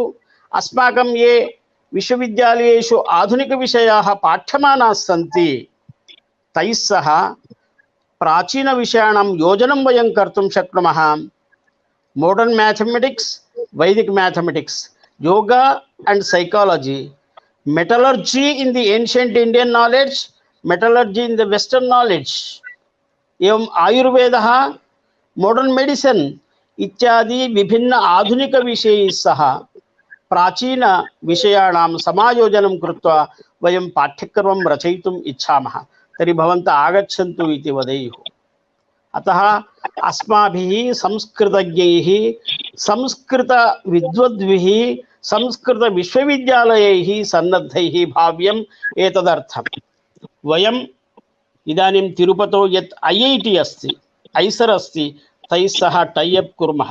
एतादृश पाठ्यक्रमाणां निर्माणं कर्तुं वयं प्रयत्नं कुर्मः। इदानीमपि लिखितमस्ति यत्र though the use of Sanskrit knowledge systems and in particular through phonetics and pronunciation, Sanskrit textbooks at the foundational and middle school level may be written in simple standard Sanskrit. विद्यालयेषु यानि च पाठ्यपुस्तकानि इदानीं दरीदृश्यन्ते तानि पाठ्यपुस्तकानि अत्यन्तम् अमनोवैज्ञानिकानि, अनाकर्षकाणि सन्ति। अहम् आन्ध्रप्रदेशस्य तेलङ्गाणाप्रान्तस्यापि पाठ्यपुस्तकनिर्माणसन्दर्भे सर्वकारपक्षतः अहं 13 पाठ्यपुस्तकानि निर्मातुं यः गणः रचितः अस्ति तस्य गणस्य नायकः आसम्, एडिटर् आसम्। 13 पुस्तकानि अस्माभिः निर्मितानि। बहुत्र राज्येभ्यः अस्माभिः पुस्तकानि आनीय दृष्टानि, परन्तु सर्वाण्यपि पाठ्यपुस्तकानि अमनोवैज्ञानिकरीत्या असमीचीनरीत्या तत्र क्रमशः न निर्मितानि सन्ति। तर्हि सुन्दरपाठ्यपुस्तकानां निर्माणम् अस्माभिः करणीयं। तदपि सिम्पल् स्टाण्डर्ड् संस्कृत भाषायाः प्रयोगः अस्माभिः करणीयः भवति। एकः अन्यः विषयः यत्र संस्कृतस्य महान् प्रयोगः, संस्कृतवाङ्मयस्य महान् प्रयोगः कर्तुं शक्यते, तदस्ति values and Sanskrit. If you see page number 16, तत्र लिखितं भवति traditional Indian values and all basic human and constitution values such as seva, ahimsa, swachhata, satya, nishkama karma yoga, shanti, sacrifice, tolerance, diversity, pluralism, righteous conduct, gender sensitivity, respect for others इत्यादि विषयाः मूल्यानि अस्माकं पंचतंत्रे, जातक कथासु, हितोपदेशे, अन्यत्र भर्तृहरि नीतिशतके सर्वत्र दरीदृश्यते। एतत् स्पष्टं तत्र उल्लिखितमस्ति शिक्षानीतौ। तर्हि इदानीं संस्कृतज्ञानाम् इदम् उत्तरदायित्वं। शिक्षानीतेः प्रकाशे अस्माभिः सुन्दराणि न केवलं पाठ्यपुस्तकानि परन्तु रीडर बुक्स, रेफरेंस बुक्स, विशेषतया कांटेम्पररी रिलेवेंस नाम समसामयिक संदर्भिकतां प्रासंगिकतां प्रदर्श्य अस्माभिः पाठ्यपुस्तकानि निर्मातव्यानि, सुन्दर पाठ्यक्रमाः निर्मातव्याः। एवं विभिन्न आधुनिक विश्वविद्यालयैः सह टैअप् कृत्वा एतेषां पाठ्यक्रमाणाम् आयोजनम् अस्माभिः करणीयं भवति। एतत् संस्कृत विदुषां, संस्कृत विश्वविद्यालयानां, संस्कृत लोके कार्यं कुर्वाणानां सर्वेषाम् उत्तरदायित्वं भवति। तत्रैव 16 पृष्ठे 4.29 एकवारं पश्यन्तु। All curriculum and pedagogy from the foundational stage onwards will be redesigned to be strongly rooted in the Indian and local context and ethos in terms of culture, traditions, heritage, customs, language, philosophy, geography, ancient and contemporary knowledge, societal and scientific needs. अत्रापि संस्कृतस्य महान् अवसरः अस्ति। तर्हि value विषये, मानवीय मूल्यानां विषये वयं विशिष्टं कार्यं कर्तुं शक्नुमः। तदर्थम् अस्माभिः जागरूकैः भाव्यं भवति। इति एकवारं पेज नंबर 53 इति पश्यन्तु। अंशं 22nd part promotion of Indian languages. तत्र सम्यक् स्पष्टतया उल्लिखितमस्ति classical literature of India, practicing yoga and meditation, being inspired by Indian philosophy, participating in India's unique festivals, appreciating India's diverse music and art, and watching Indian films, amongst many other aspects. एतत् भारतीय संस्कृति विषये, संस्कृतेः सम्बन्धे भारतीय भाषाणां विषये तत् स्पष्टतया उल्लिखितमस्ति। संस्कृतिः संस्कृताश्रिता इति यत् सूत्रं, या सूक्तिः अस्माकं महर्षिभिः उक्ता अस्ति, तां सूक्तिम् अनुसृत्य एतत् सर्वं लिखितं भवति। अत्र अस्माभिः अवगन्तव्यं संस्कृतभाषाद्वारा, भारतीयभाषाणां द्वारा अस्माकं प्राचीनमानवीयमूल्यानां पंचतंत्रे, हितोपदेशे, भर्तृहरि नीतिशतके यानि मूल्यानि संवर्णितानि सन्ति, रामायणादि काव्येषु, भारतादि इतिहासेषु ये विषयाः सन्ति, कथोपकथ माध्यमेन अन्येषां माध्यमेन उदाहरणमाध्यमेन अस्माभिः सुन्दरपाठ्यक्रमाः रचयितुं शक्यन्ते। अन्यः विषयः अस्ति, अत्यन्तमहत्त्वपूर्णः विषयः, मत्कृते अत्यन्तम् आदरपूर्णः उदाहरणीयः विषयः अस्ति। तत् पेज् नम्बर् 53 22.6 तत्र किं लिखितमस्ति इत्युक्ते, teaching and learning of Indian languages need to be integrated with school and higher education at every level. विद्यालयीय शिक्षायाः पिता भवति विश्वविद्यालय शिक्षा खलु। यदि विद्यालये शिक्षायां गुणस्तरः न भवति, संख्या न भवति, छात्राणां तत्र क्वालिटी न भवति, तर्हि ततः आगत्य विश्वविद्यालये छात्राः अधीयानाः सन्ति, तत्रापि क्वालिटी भवितुं नार्हति। अतः विश्वविद्यालये शिक्षायां गुणवत्ता अपेक्षते चेत् विद्यालये शिक्षायाम् अस्माभिः गुणवत्ता आनेया एव। तदर्थम् अस्माभिः महान् प्रयत्नः करणीयः। अतः विश्वविद्यालयः केवलम् उच्चशिक्षायाम् एव कार्यं करोति, तादृश स्नातकोत्तरान् निर्माति, विद्यालये शिक्षया तस्य सम्बन्धः नास्ति इति वक्तुं न शक्यते। अस्माभिः विश्वविद्यालयैः ये कार्यकर्तारः सन्ति तैः कार्यकर्तृभिः, पण्डितैः, प्रोफेसर् सन्ति तैः सह विद्यालये शिक्षायाः विषये विशेषतया ध्यानं दातव्यं भवति। अहमत्र एकम् अंशम् उदाहरिष्यामि यत् तिरुपतौ अस्माभिः बालकेन्द्राणि सञ्चाल्यन्ते, 63 बालकेन्द्राणि सञ्चाल्यन्ते। अस्माकमेव छात्राः ये BEd पठन्ति, MEd पठन्ति, MPhil पठन्ति, ते सर्वे गत्वा विद्यालयेषु प्रतिसप्ताहं दिनद्वयं बालकेन्द्राणि चालयन्ति, यत्र भाषितसंस्कृतं तैः पाठ्यते। प्रतिवर्षं 2500 छात्राः अस्माभिः तत्र पाठ्यन्ते। तर्हि तद्वारा किं जातं, तेषां बालानां व्यक्तित्वविकासः जातः, तेषां मातृभाषायाः विकासः जातः। There mother tongue is totally refined. ते स्वयं ते मातापितरः वदन्ति आगत्य यत् अस्माकं बालकस्य बालिकायाः मातृभाषा उच्चारणं सम्यक् अस्ति इदानीं संस्कृतस्य अध्ययनेन इति। ते बालाः संस्कृतम् अधीत्य अत्र अस्माकं विश्वविद्यालये प्राक्शास्त्र इत्यादि कक्षासु पठन्तः सन्ति।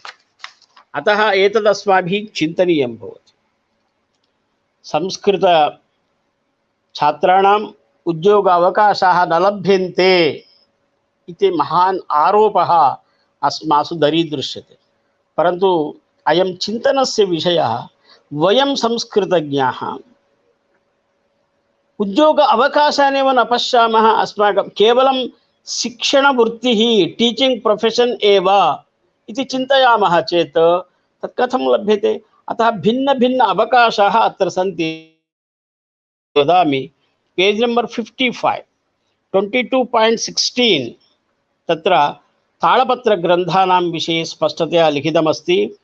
India will similarly expand it's institutes and universities studying all classical languages and literature with strong efforts to collect, preserve, translate and study of the tens of thousands of manuscripts.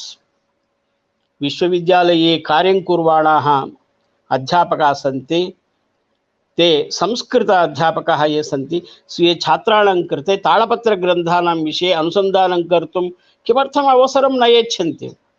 अस्माकं विश्वविद्यालये MPhil पाठ्यक्रमे अस्माभिः एकः अंशः अनिवार्यः कृतः। यः MPhil अधीते सः छात्रः तालपत्रग्रन्थस्य अध्ययनम् अवश्यं कुर्यात्। अस्माकं प्रायः 50 lakhs तालपत्रग्रन्थाः इदानीमपि सन्ति। येषां मध्ये किमस्ति, किं ज्ञानमस्ति, कीदृशविषयाः वर्णिताः सन्ति इति वयं न जानीमः। अतः अत्र महान् उद्योग अवकाशः अस्ति।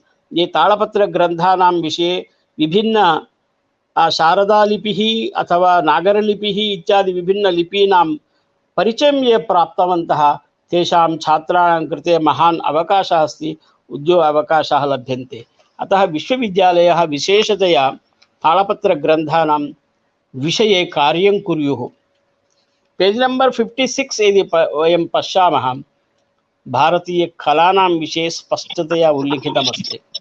All languages in India and their associate arts and culture will be documented through a well-based platform, portal or Wikipedia in order to preserve endangered and all Indian languages and their associate rich local arts and culture. Stories, reciting poetry, performing plays, folk songs, dances and more. इति चतुष्षष्टिकलानां विषये, भरतनाट्यशास्त्रस्य विषये, भासकनाटकचाक्रस्य विषये वयं डाक्युमेण्टरी निर्मातुं शक्नुमः। तर्हि film उद्योगे कार्यं कुर्वाणैः सह मिलित्वा एतादृशललितकलानां नाटकानां वयं प्रोडक्षन् कर्तुं शक्नुमः। तत्रापि छात्राणां विशेषतया योगदानं कर्तुं शक्यते, उद्योग अवकाशः लभ्यन्ते। अन्तिमः अवकाशः अस्माभिः एकः अंशः मया उच्यते, तदनन्तरं मया समाप्यते। Online and digital education ensuring equitable use of technology, page number 58 इति भवन्तः पश्यन्ति। संस्कृत शिक्षणे, संस्कृत तालपत्रग्रन्थानां रक्षणे एवं संस्कृत विषयाणां च बहिः प्रकाशने टेक्नोलॉजी उपयोगः महान् अस्ति। इदानीम् अध्यक्षैः उक्तम् आन्लैन् कोर्सेस् भवन्तः चालयन्तु इति। अस्माभिः अस्माकं विश्वविद्यालयद्वारा 22 पाठ्यक्रमाः online पाठ्यक्रमाः सञ्चाल्यन्ते। 22 we are running 22 online courses from simple Sanskrit to Lava Siddhanta Kaumudi and Siddhanta Kaumudi. We are running 22. Near about 20 countries, 3,000 people are studying these courses. Vayam gatamase बालगोकुलम इति बालकेन्द्रमपि आन्लैन् मध्ये चालयामः, यत्र 20 देशेभ्यः बालाः भाषितसंस्कृतं पठन्तः सन्ति। अतः अस्माभिः विशेषतया टेक्नोलॉजी उपयोगः संस्कृतमाध्यमेन करणीयः। अहं चिन्तयामि सर्वेपि संस्कृतज्ञाः, संस्कृतविश्वविद्यालयाः एतत् करोना कारणतः लाक्डौन् मध्ये विशेषतया टेक्नोलॉजी प्रयोगं कुर्वन्तः सन्ति। एषः महान् अवसरः अस्ति। अतः संस्कृत विषयाणां विकासदृष्ट्या, बहिः प्रकाशनदृष्ट्या विभिन्नरूपेण शिक्षणे, तालपत्रग्रन्थानां संरक्षणे, वाङ्मयस्य संरक्षणे, विभिन्न विषयाणां पीपीटी निर्माणे, अपि च सुन्दर डॉक्यूमेंटरी निर्माणे अस्माभिः टेक्नोलॉजी प्रयोगः कर्तुं शक्यते। Sir, we have to develop virtual classrooms for online classes. We have to develop more and more beautiful technologies to teach Sanskrit. We have to develop OCRs for preserving and identifying the Nagari Lipi and other lipis from the manuscripts. तर्हि एतादृशरूपेण अस्माभिः technology प्रयोगः अस्माभिः करणीयः। अन्ततो गत्वा अहम् एकम् अंशम् उदाहरामि यत् राष्ट्रियशिक्षानीतौ ये अवकाशाः दत्ताः ते अनन्त अवकाशाः सन्ति, परन्तु संस्कृतलोकः एतान् अवकाशान् उपयुञ्जीत। समग्रलोकः पश्यन्नस्ति संस्कृतलोकम्। एतादृशशिक्षानीतौ ये अंशाः उल्लिखिताः सन्ति तेषां प्रयोगं संस्कृतज्ञाः कथं कुर्वन्ति, संस्कृतविश्वविद्यालयाः कथं कुर्वन्ति इति लोकः अग्रे पश्यति। अतः यदि एनम् अंशम् एनम् अवकाशं वयं यदि त्यजामः चेत् अग्रे अस्माकं संस्कृतस्य विकासः भवितुं नार्हति।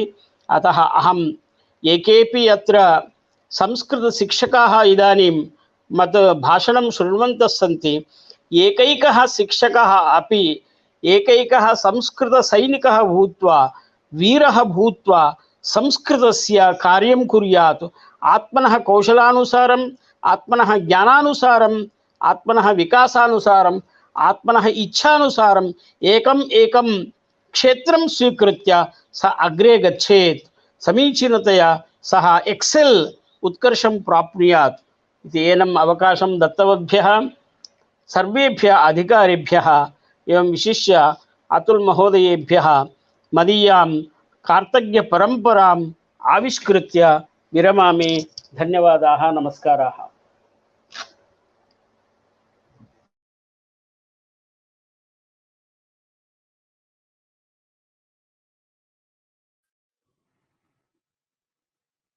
संस्कृत माध्यम से मेरी आवाज आ रही है ना?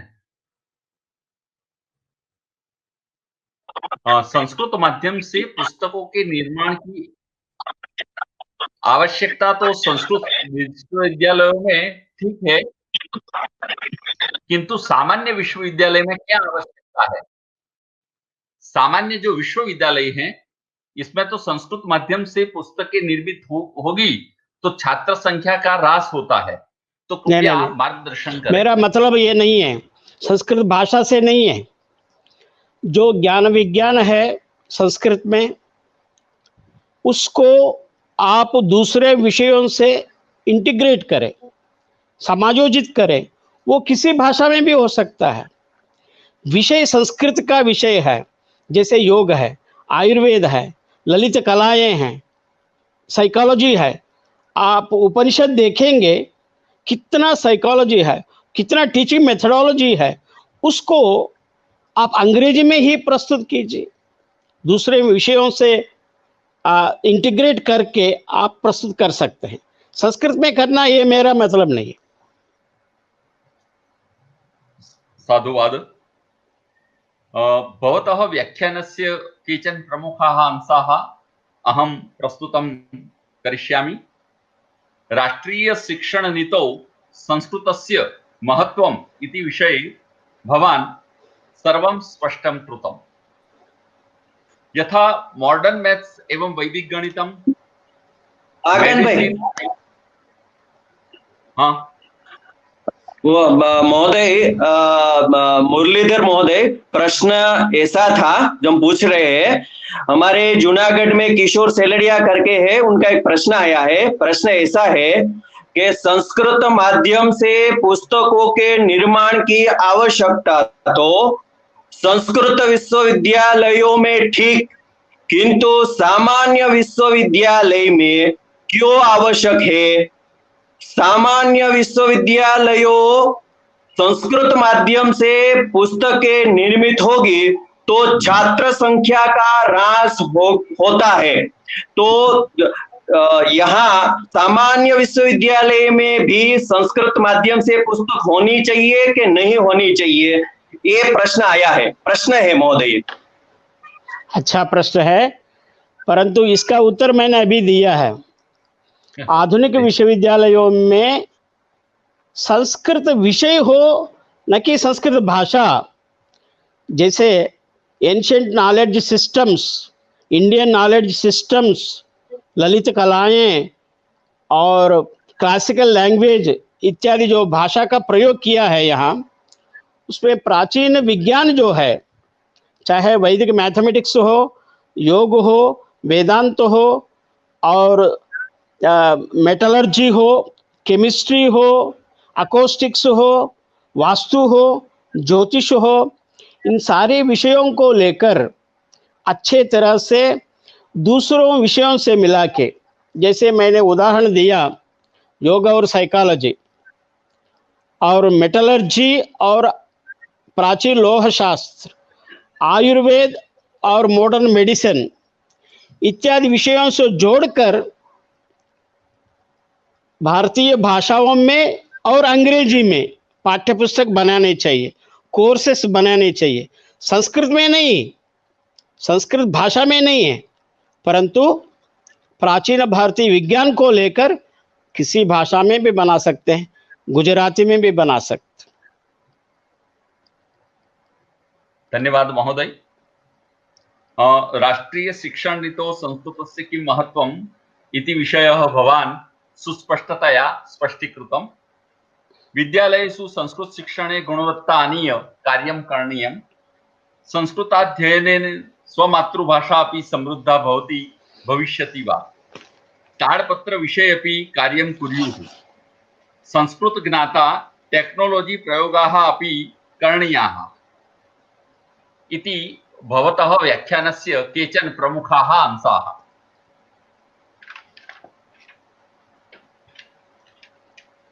अब हमारे बीच में अतिथि विशेष के रूप में हमारे समादरणीय डॉक्टर निरंजन पटेल साहब उपस्थित हैं, तो हम उसका सादर धन्यवाद करते हैं। हम उसका पहले संक्षिप्त परिचय पहले पा लेते हैं और बाद में उनसे उनकी बात भी सुनने का आग्रह करेंगे। आपने एमए संस्कृत ग्रामर 1988 में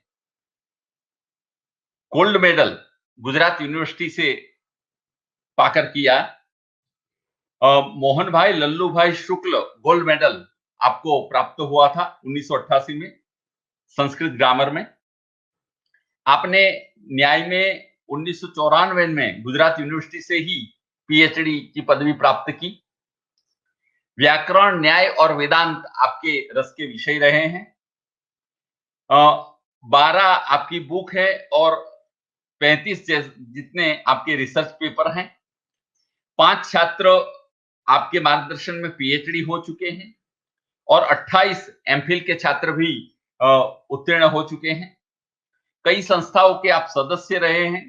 एसपी यूनिवर्सिटी के सेनेट मेंबर भी रहे हैं और आर्ट्स विभाग के डीन के रूप में आप अभी कार्यरत भी हैं। आज तक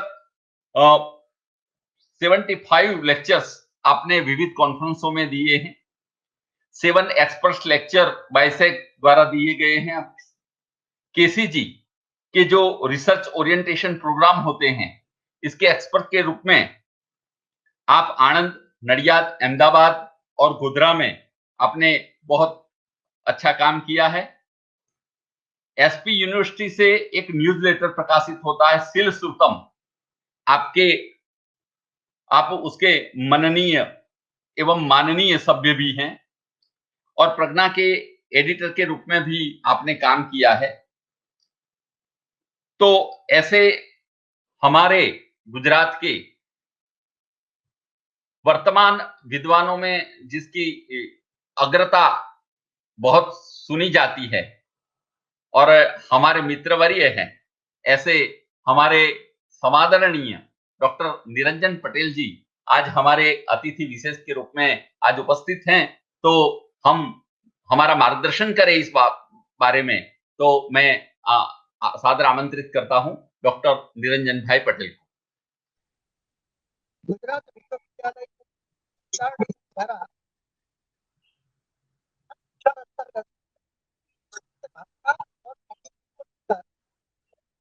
संवादशाला का आयोजन किया गया। आपकी आवाज हेलो, अभी आती है? हाँ, बस अभी आई। हाँ, बोलिए। ये जो कार्यक्रम, ये जो संवादशाला का आयोजन किया गया है, अभिनंदन के पात्र है। इस सत्र के वक्तव्य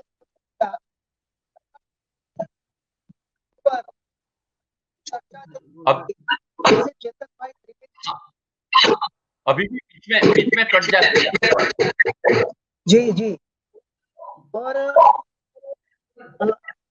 आज के प्रमुख वक्ता प्रोफेसर शर्मा जी, युवा मित्र गुरुनाथन के डायरेक्टर, आप सबको प्रणाम करते हुए एक वार्ता से कथा से शुरू करूंगा। हम सब जानते हैं राम लंका विजय में वानरों का भी बहुत योगदान था। लंका विजय के उपरांत जब को लेकर राम वापिस आते हैं तो वानरों में चर्चा होती है।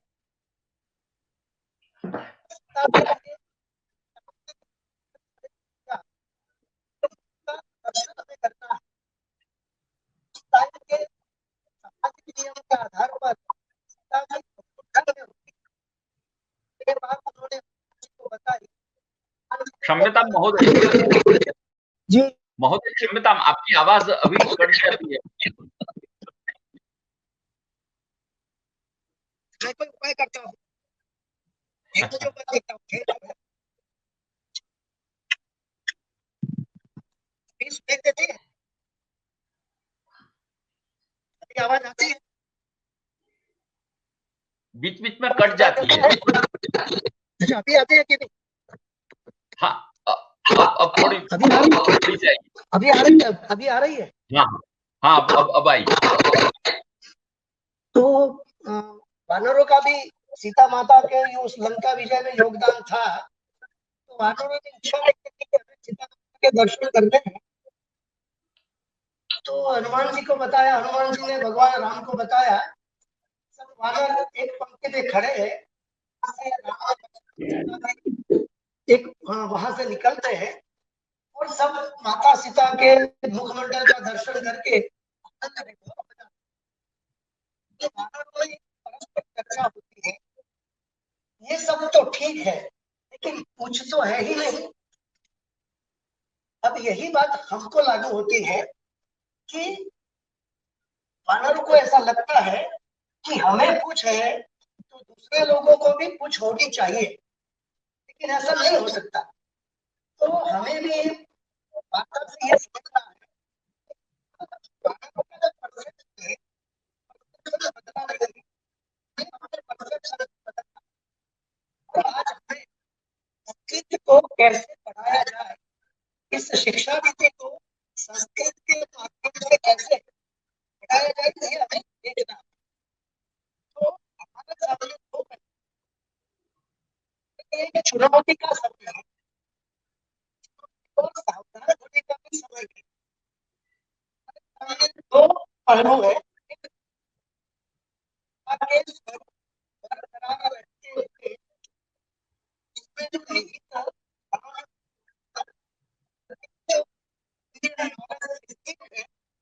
इसको कैसे प्रचारित किया जाए, विश्व गुरु बनने में सके और हम आत्मनिर्भर भारत का निर्माण करें। हमें प्रश्न ये है कि हमारे पास तो है, पूरी शिक्षा नीति है, समस्या ये है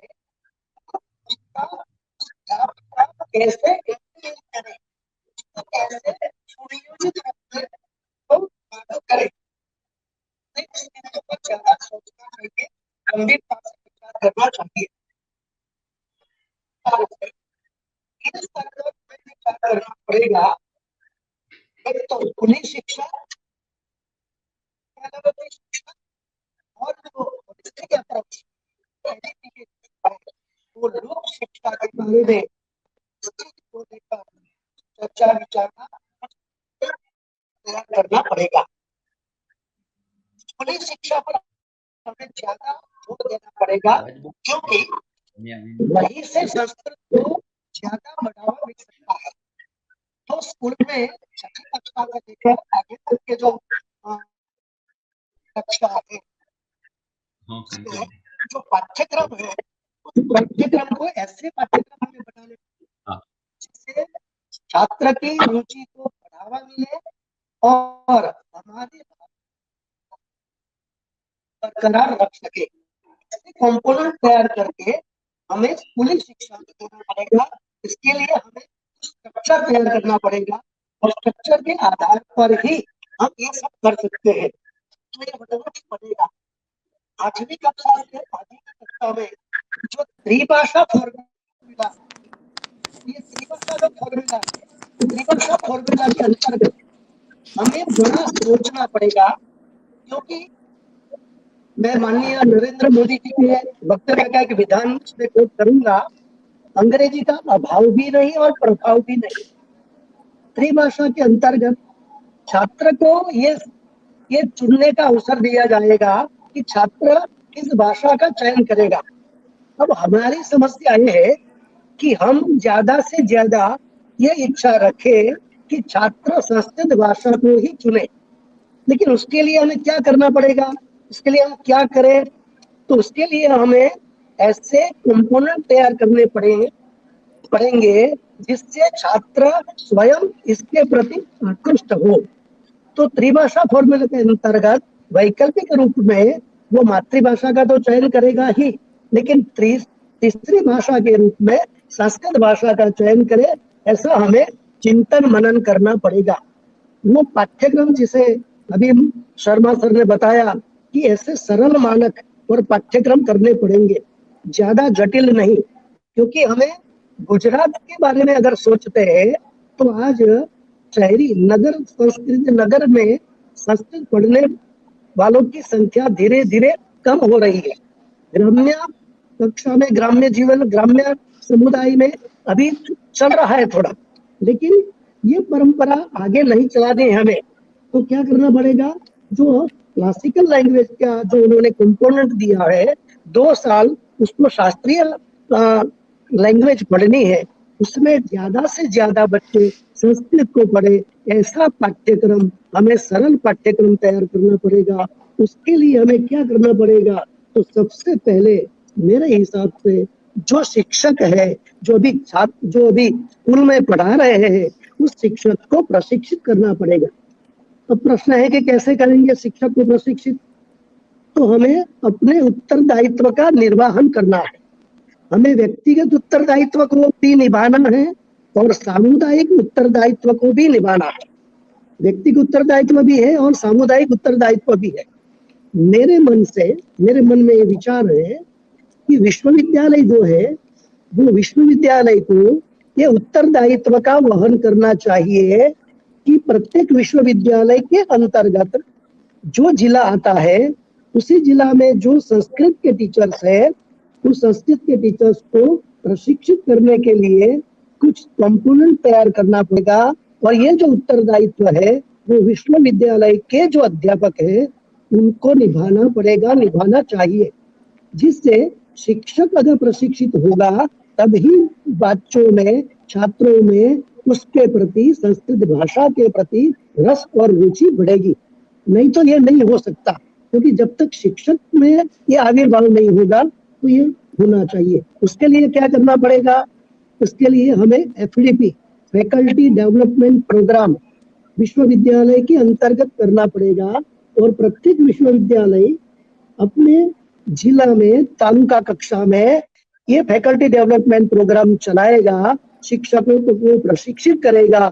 अभी इस कोविड-19 के बाद, इस कोविड-19 एरा के बाद संस्कृत का क्या महत्व है, संस्कृत की क्या उपयोगिता है, उसी आधार बनाकर ये शिक्षकों को प्रशिक्षित करना पड़ेगा।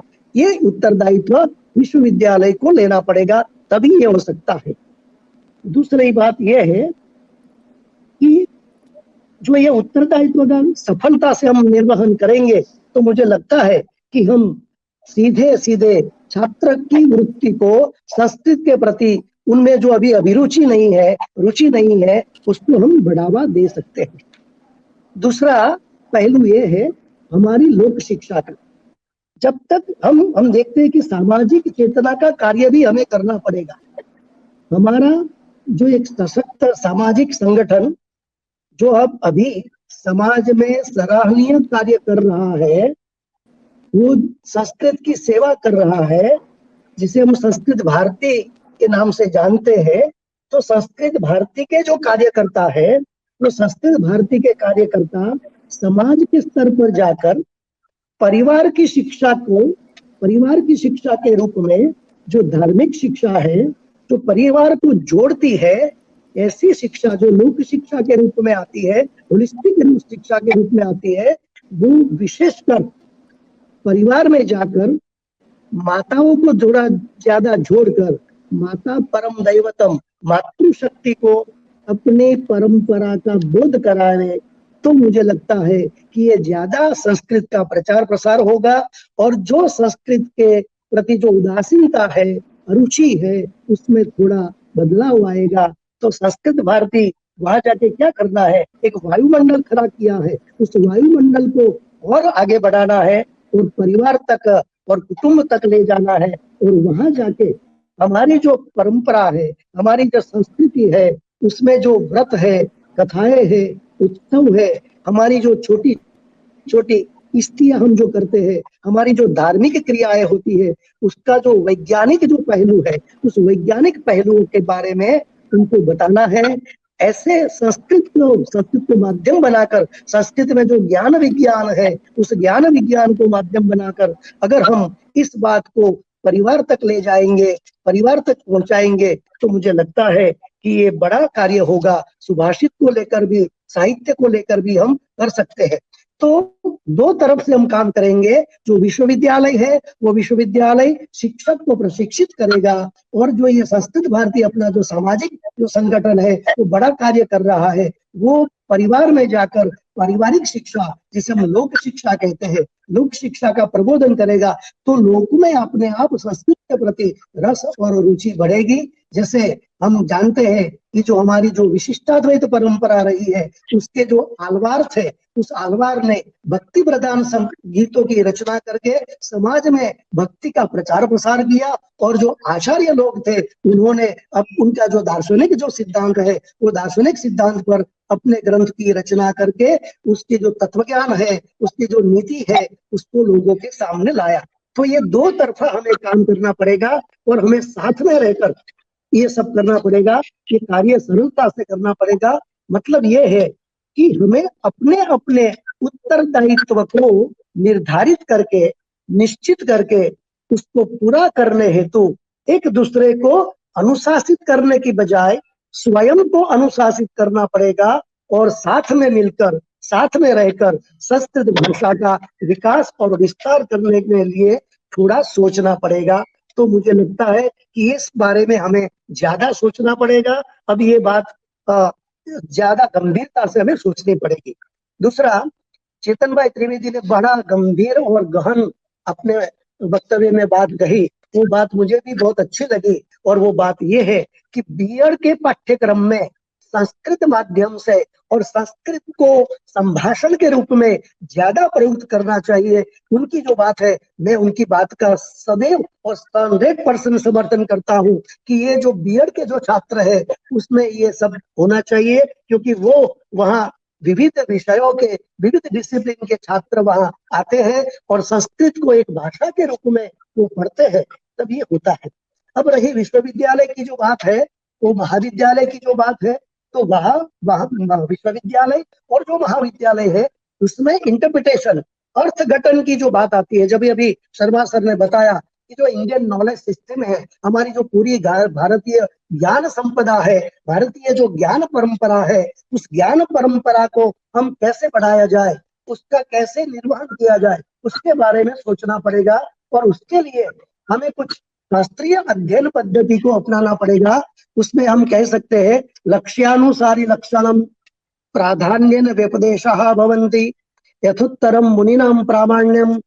ऐसी जो अथवा तो सिद्ध परमतानुवादः, ऐसी जो हमारी शास्त्रीय शिक्षा की जो परंपरा है, पद्धति है, ऐसे पद्धति को एडप्ट करके विश्वविद्यालयों में बहुविध विद्याकीय, मल्टीडिसिप्लिनरी, अनेक विद्या शाखाओं का अध्ययन अध्यापन करना पड़ेगा।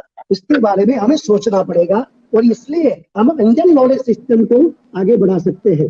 तो ये हमारा कार्य दूसरा रहेगा। विश्वविद्यालय में भाषा, साहित्य, विवेचन, ये सब जो है। और दूसरी बात हमारे सामने ये है, एंटरप्रेन्योरशिप। हम छात्र को आमदनी कैसे, उनको नौकरी कैसे दिया जाए इस संस्कृत के माध्यम से, उसके बारे में भी सोचना पड़ेगा। और सर ने अभी बताया, मुरलीधर शर्मा ने बताया कि हमें ऐसे कंपोनेंट, कर्मकांड, ज्योतिष, वास्तुकला, ऐसे कल्पना करने पड़ेंगे, और लिपि विज्ञान, उसके आधार पर ही हम यह सब कर सकते हैं। अब मैं गुजरात के बारे में कुछ बात कहूँ तो संस्कृत भाषा का प्रचार प्रसार हो, इसके लिए हम सबको, अभी सर ने बताया कि एक सैनिक के रूप में, एक सोल्जर के रूप में हमें सबको साथ में मिलकर काम करना पड़ेगा। पूर्व में ये काम हुआ है। गौतम भाई पटेल जी ने संस्कृत सेवा समिति के तो उसके दायरे में रहकर उन्होंने बड़ा काम किया है। विजय भाई पंड्या जी ने भी अन्वय नाम का एक मैगजीन शुरू किया था, वो विवेचन और इंडियन नॉलेज सिस्टम को ही वो आगे बढ़ाता था। और हम कमलेश चौकसी सर, उन्होंने काफी साल पूर्व आधुनिकम संस्कृतम नामक एक मैगजीन शुरू किया था। हम संस्कृत के संभाषण के बारे में जब सोचते भी नहीं थे, उस टाइम पर उन्होंने एक बड़ा कार्य किया था, जिसके माध्यम से हम संस्कृत को पढ़ सके, पढ़ा सके। और आगे भी पूज्य बापू मुरारी बापू के वहां भी संस्कृत सत्र चलता है, पोरबंदर में भी भाईश्री के वहां भी संस्कृत का प्रचार प्रसार होता है। तो हम सब मिलकर ऐसे कंपोनेंट को बनाए, ऐसे कंपोनेंट तैयार करें जिससे हम संस्कृत को आगे ले जा सके। हमारा ये उत्तरदायित्व है। देव साहित्य में प्रफुल्ल पुरोहित भी कर रहे हैं, तो हमें निजी तौर पर व्यक्तिगत रूप से भी ऐसा प्रयत्न करके संस्कृत को आगे बढ़ाना पड़ेगा, तभी हो सकता है। छात्र संख्या की जो बात महाकांत जोशी जी ने बताई, वो बड़ा चिंतन का विषय है, मनन का विषय है। गुजरात के संदर्भ में हम बात करें तो हमें ऐसे कंपोनेंट, अब क्या है, प्रैक्टिकल समय है, प्रैक्टिकल करने का समय, हमें ऐसे पाठ्यक्रम निर्धारित करने का समय आ गया। और ऐसे पाठ्यक्रम निर्धारित करने के लिए हमारे पास एक गाइडलाइन है। उस गाइडलाइन के आधार पर शर्मा सर ने बताया, उसी बात को मैं भी अनुमति देता हूँ और मैं सम्मति उसके बाद से सम्मत हूँ कि महाविद्यालयों में और विश्वविद्यालयों में संस्कृत पढ़ना चाहिए। लेकिन संस्कृत कैसे पढ़ना चाहिए, किस माध्यम से पढ़ना चाहिए, ये बात गौण है। संस्कृत इसमें होनी चाहिए, फिलोसॉफी उसमें होनी चाहिए, ज्योग्राफी उसमें होनी चाहिए, साइकोलॉजी उसमें होनी चाहिए, ज्ञान विज्ञान उसमें होना चाहिए। तो ये सब उसमें होना चाहिए, तो ये हम कर सकते हैं। कुल मिलाकर मेरे कहने का तात्पर्य ये है कि हम ऐसे निजी प्रयत्न भी करना पड़ेगा जिससे हम संस्कृत को बढ़ावा दे सके। संस्कृत की जो रोटी खाते हैं उसको हम पूर्ण हो सके, हम उससे मुक्त हो सके। मेरा सबसे अनुरोध है कि हम साथ में बैठकर ऐसा कुछ सोचें, ऐसा कुछ कंपोनेंट बनाए। और मैं सब विश्वविद्यालय के जो अध्यापक है उसको मैं निमंत्रित करता हूँ कि आइए हम सब एक मंच बनाए, एक मंच में बैठकर संस्कृत का ऐसा कंपोनेंट तैयार करें जिससे आने वाली पीढ़ी के लिए हम कुछ करके जाए और आने वाली पीढ़ी संस्कृत भाषा के माध्यम से विश्व गुरु बनने में समर्थ हो सके, उसका और विश्व कल्याण कर सके। संगच्छध्वम संवदध्वम सम्मो मनांसि जानताम देवा भागम यथा पूर्वे संजानाना उपासते। तो आए हम एक विश्व कल्याण की ओर अग्रसर बने और उसमें निमित्त बने। ऐसी मेरी कुछ आपके उस मार्गदर्शन है। स्कूली शिक्षा में हमें ज्यादा देना पड़ेगा, ज्यादा उसमें कॉन्सेंट्रेट करना पड़ेगा और उसके बाद हम उसके ऐसे कंपोनेंट बनाए जिससे विद्यार्थी की रुचि अपने आप में आए। एनईपी के बारे में शर्मा सर ने बहुत अच्छी बात कही है, हमारे पास सब स्पष्ट रूप से है। जगदीश जोशी जी का मैं अभिवादन और सादर ऋणानुबंध स्वीकार करता हूँ। युवा मित्र अतुल गुनागर का, हेतल पंड्या जी का, मयूरी भाटिया जी का और महाकांत जोशी जी का और सब आप जो सुन रहे हैं उन सबका मैं धन्यवाद ज्ञापित करता हूँ। धन्यवाद। हाँ, बहुत अच्छा आपका व्याख्यान रहा। एक प्रश्न आया है जी कि जो हस्तप्रत रक्षण के जो मार्ग हैं भिन्न भिन्न, तो कौन से मार्ग से हम हस्तप्रत का रक्षण कर सकते हैं? इस काल में हस्तप्रत का हम रक्षण करना चाहते हैं तो हमारे पास कौन से ऐसे मार्ग हैं जिस पर चलकर हम हस्तप्रतों का रक्षण कर सकते हैं? ऐसा एक प्रश्न आया है। मैंने अगले प्रवचन में भी यही कहा था, जब अभ्यास समिति की गुजरात विश्वविद्यालय अभ्यास समिति के द्वारा एक संगोष्ठी आयोजित की गई थी। पहले तो सबसे पहले हमें लिपि विज्ञान के बारे में और लिपि के जो जानकार है, जैसे हम एलडी इंडोलॉजी में जानते हैं कि लक्ष्मण भाई करके थे, अभी धर्मेंद्र भट्ट है, तो पहले लिपि के ज्ञाता को हमें ढूंढना पड़ेगा और उसको जाकर हमें कंपोनेंट को अनिवार्य रूप में विश्वविद्यालय में लिपि को पढ़ाना पड़ेगा प्रैक्टिकल रूप में, तभी हम इस हस्तप्रतों को ज्यादा से ज्यादा पढ़ पाएंगे। शारदा, नेवाली, मैथिली और जो बातें हैं, और आज हम जानते हैं कि वसंत भट्ट जी ने भी उस पर बहुत काम करे अभिज्ञान शाकुंतल में, तो उसका भी हमें देखना पड़ेगा, अवलोकन करना पड़ेगा कि क्या कर रहे हैं। तो लिपि विज्ञान को ज्यादा हमें अपने कंपोनेंट पे लाना पड़ेगा हस्तप्रत के बारे में। आपने बहुत अच्छी जानकारी दी। इसलिए हम आपका धन्यवाद ज्ञापित करते हैं। आपने बहुत अच्छी बात बताई। लिपि ज्ञान के लिए आज जो भोजे विद्या संस्थान है, इसमें भी बहुत अच्छे कार्य कर रहे हैं, उससे भी हमें ज्ञान लेना पड़ेगा। और जो भी लिपि ज्ञान के संरक्षक हैं, जो संज्ञाता है, उससे भी उसके पास जाकर हमें उनसे जानना पड़ेगा कि वो लिपि क्या है और लिपि का ज्ञान क्या है। तो आपकी सही बात है कि इससे ही हम हस्तप्रतों का संरक्षण कर सकेंगे। बहुत आपका धन्यवाद, आपका बहुत बहुत आभार। आपने जो बात की है वो बहुत स्पष्ट है, इसलिए मैं उसका पुनरुच्चारण नहीं करता हूं और आपको फिर से सादर धन्यवाद प्रदान करता हूं। आपने जो बात बताई कि विश्वविद्यालय की जो जिम्मेदारी है वो अब बढ़ जाती है, क्योंकि विश्वविद्यालय जो शिक्षकों को प्रशिक्षित नहीं करेगा तो वो हमारे जो बच्चे हैं वो कैसे संस्कृत का ज्ञान पा सकेंगे। क्योंकि जब कोई भी पगला होता है वो नन्हा होता है और नन्हे से बड़ा होता है। तो आपने बहुत अच्छी बात बताई। साथ में संस्कृत लोक शिक्षा का कार्य जो अपने उत्तरदायित्व जो काम कर रहे हैं उसको सौंपने की बात की है, वो भी बहुत अच्छी है। क्योंकि आध्यात्मिकता का जब संचार होगा तो ही हमारी जो परंपरा है वो पुनर्जीवित हो सकेगी। ये भी आपने बहुत अच्छा बात बताई। और अपना अपना उत्तरदायित्व तो हम सबको संभालना पड़ेगा। जो बहुत एक सूत्रात्मक शैली में आपने बहुत बड़ी बात बताई। फिर से मैं आपका धन्यवाद करता हूँ। यहाँ आप आए और हमको इतना मूल्यवान समय प्रदान किया, इसलिए मैं समग्र कार्यक्रम के संयोजकों की प्रतिनिधि के रूप में आपका फिर से धन्यवाद करता हूं और आपका आभार प्रदर्शित करता हूं। ये संस्कृत का राष्ट्रीय शिक्षण नीति में क्या महत्व है, इसकी चिंता हम सभी करते हैं, लेकिन प्रमुख तरीके से गुजरात यूनिवर्सिटी की त्रिवेणी ने इसकी ज्यादा चिंता की है। वो है हमारे मयूर बहन, हमारे हेतल बहन और हमारे अतुल उनागर जी। तो ये संस्कृत त्रिवेणी ने संस्कृत की चिंता की और ये चिंता के चिंतन में से आज इतना एक शॉर्ट टर्म कोर्स हमारे लिए आकारित हुआ और आज हम उसका आनंद ले रहे हैं। तो आइए अब कार्यक्रम की अंत की भाग की ओर जा रहे हैं। तो आज उपस्थित महानुभावों के प्रति अपने ऋण स्वीकार के लिए मैं डॉक्टर हेतलबेन पंड्या को सादर आमंत्रित करता हूं कि जो ऋण स्वीकार की बात से अपनी बात को उजागर करें। डॉक्टर हेतल पंड्या जी। सर्वेभ्यो नमो नमः। हेतलबेन प्रयत्न करते हैं, लेकिन टेक्निकल की कोई मर्यादा के कारण हमसे नहीं जोड़ पाते हैं, तो इसका उत्तरदायित्व अतुल उनागर जी को मैं सौंपता हूं।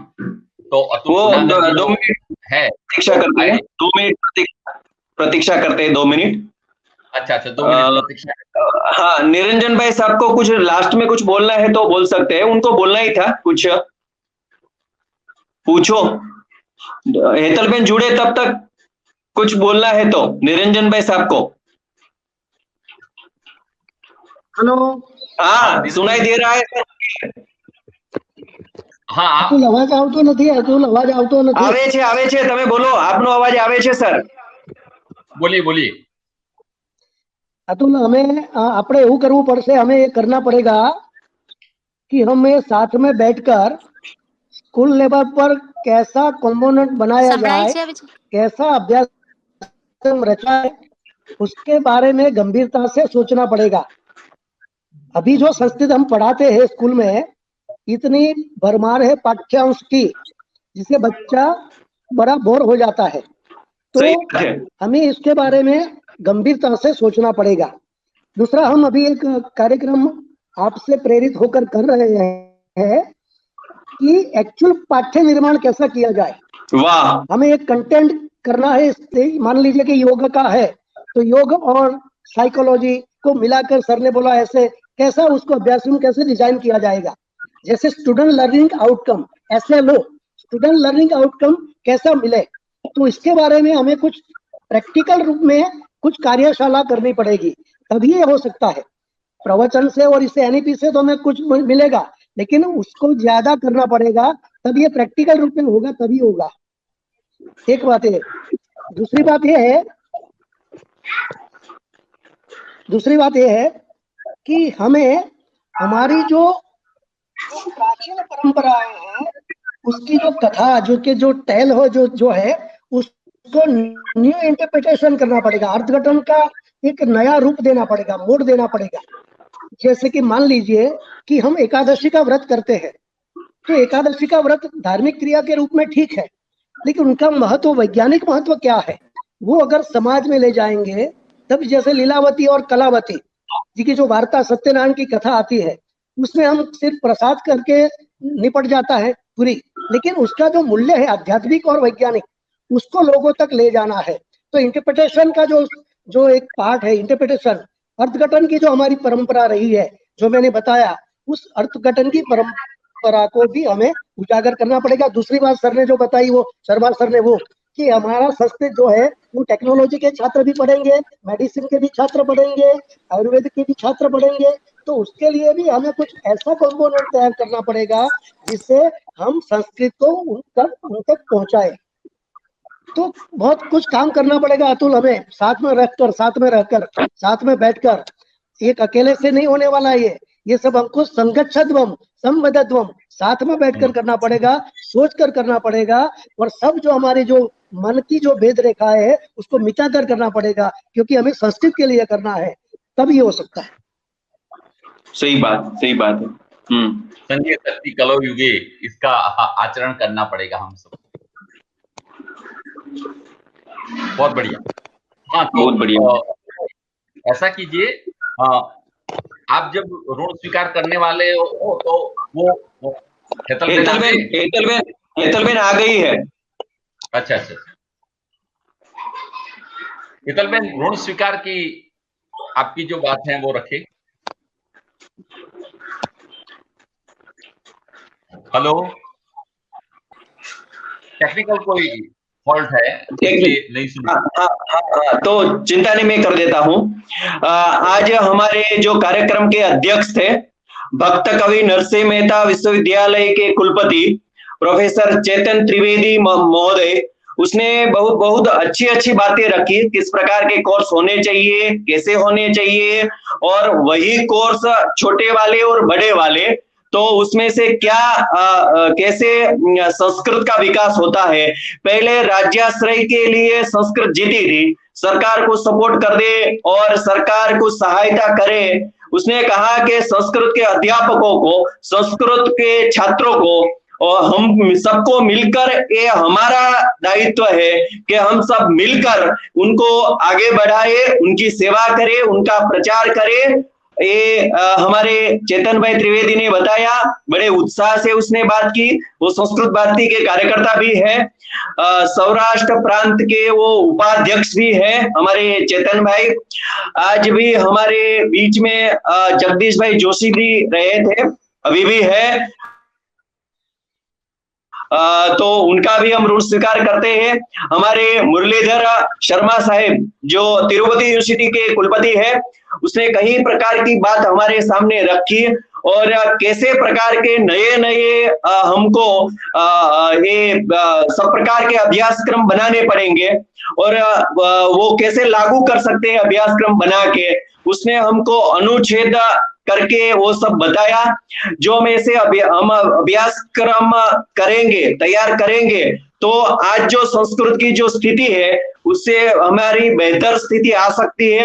संस्कृत में कई प्रकार के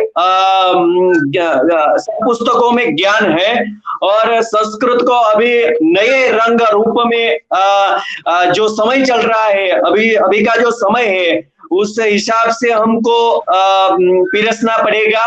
तो उसने हमको मुरलीधर शर्मा जी ने हमको बताया।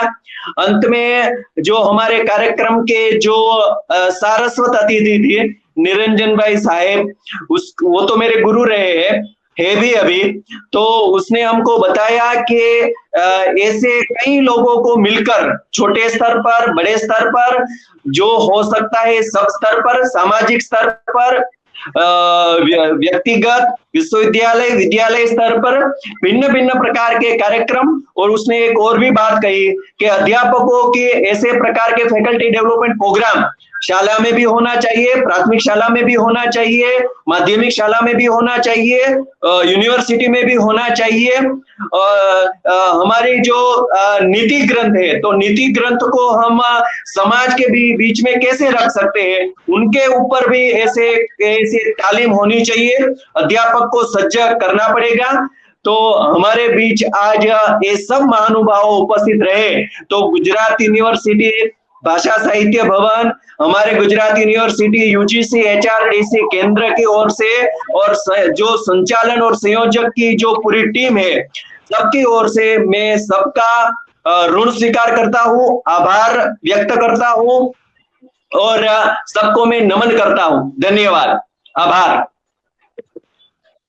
आज नमो नमः। आज मुझे यहाँ संचालन करने का जो सुअवसर प्राप्त हुआ, इसलिए मैं अतुल भाई और समग्र टीम का आभारी हूँ, और हमारे मित्र के साथ हमें वार्तालाप करने का जो सुयोग्य अवसर प्रदान किया, इसलिए मैं आप सबका आभारी।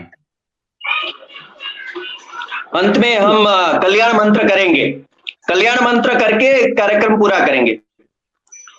सर्वे भवन्तु सुखिनः, सर्वे सन्तु निरामयाः, सर्वे भद्राणि पश्यन्तु, मा कच्चित् दुःख भाग् भवेत्। ओम शांति शांति शांति। मिलामः मिलामः मिलामः।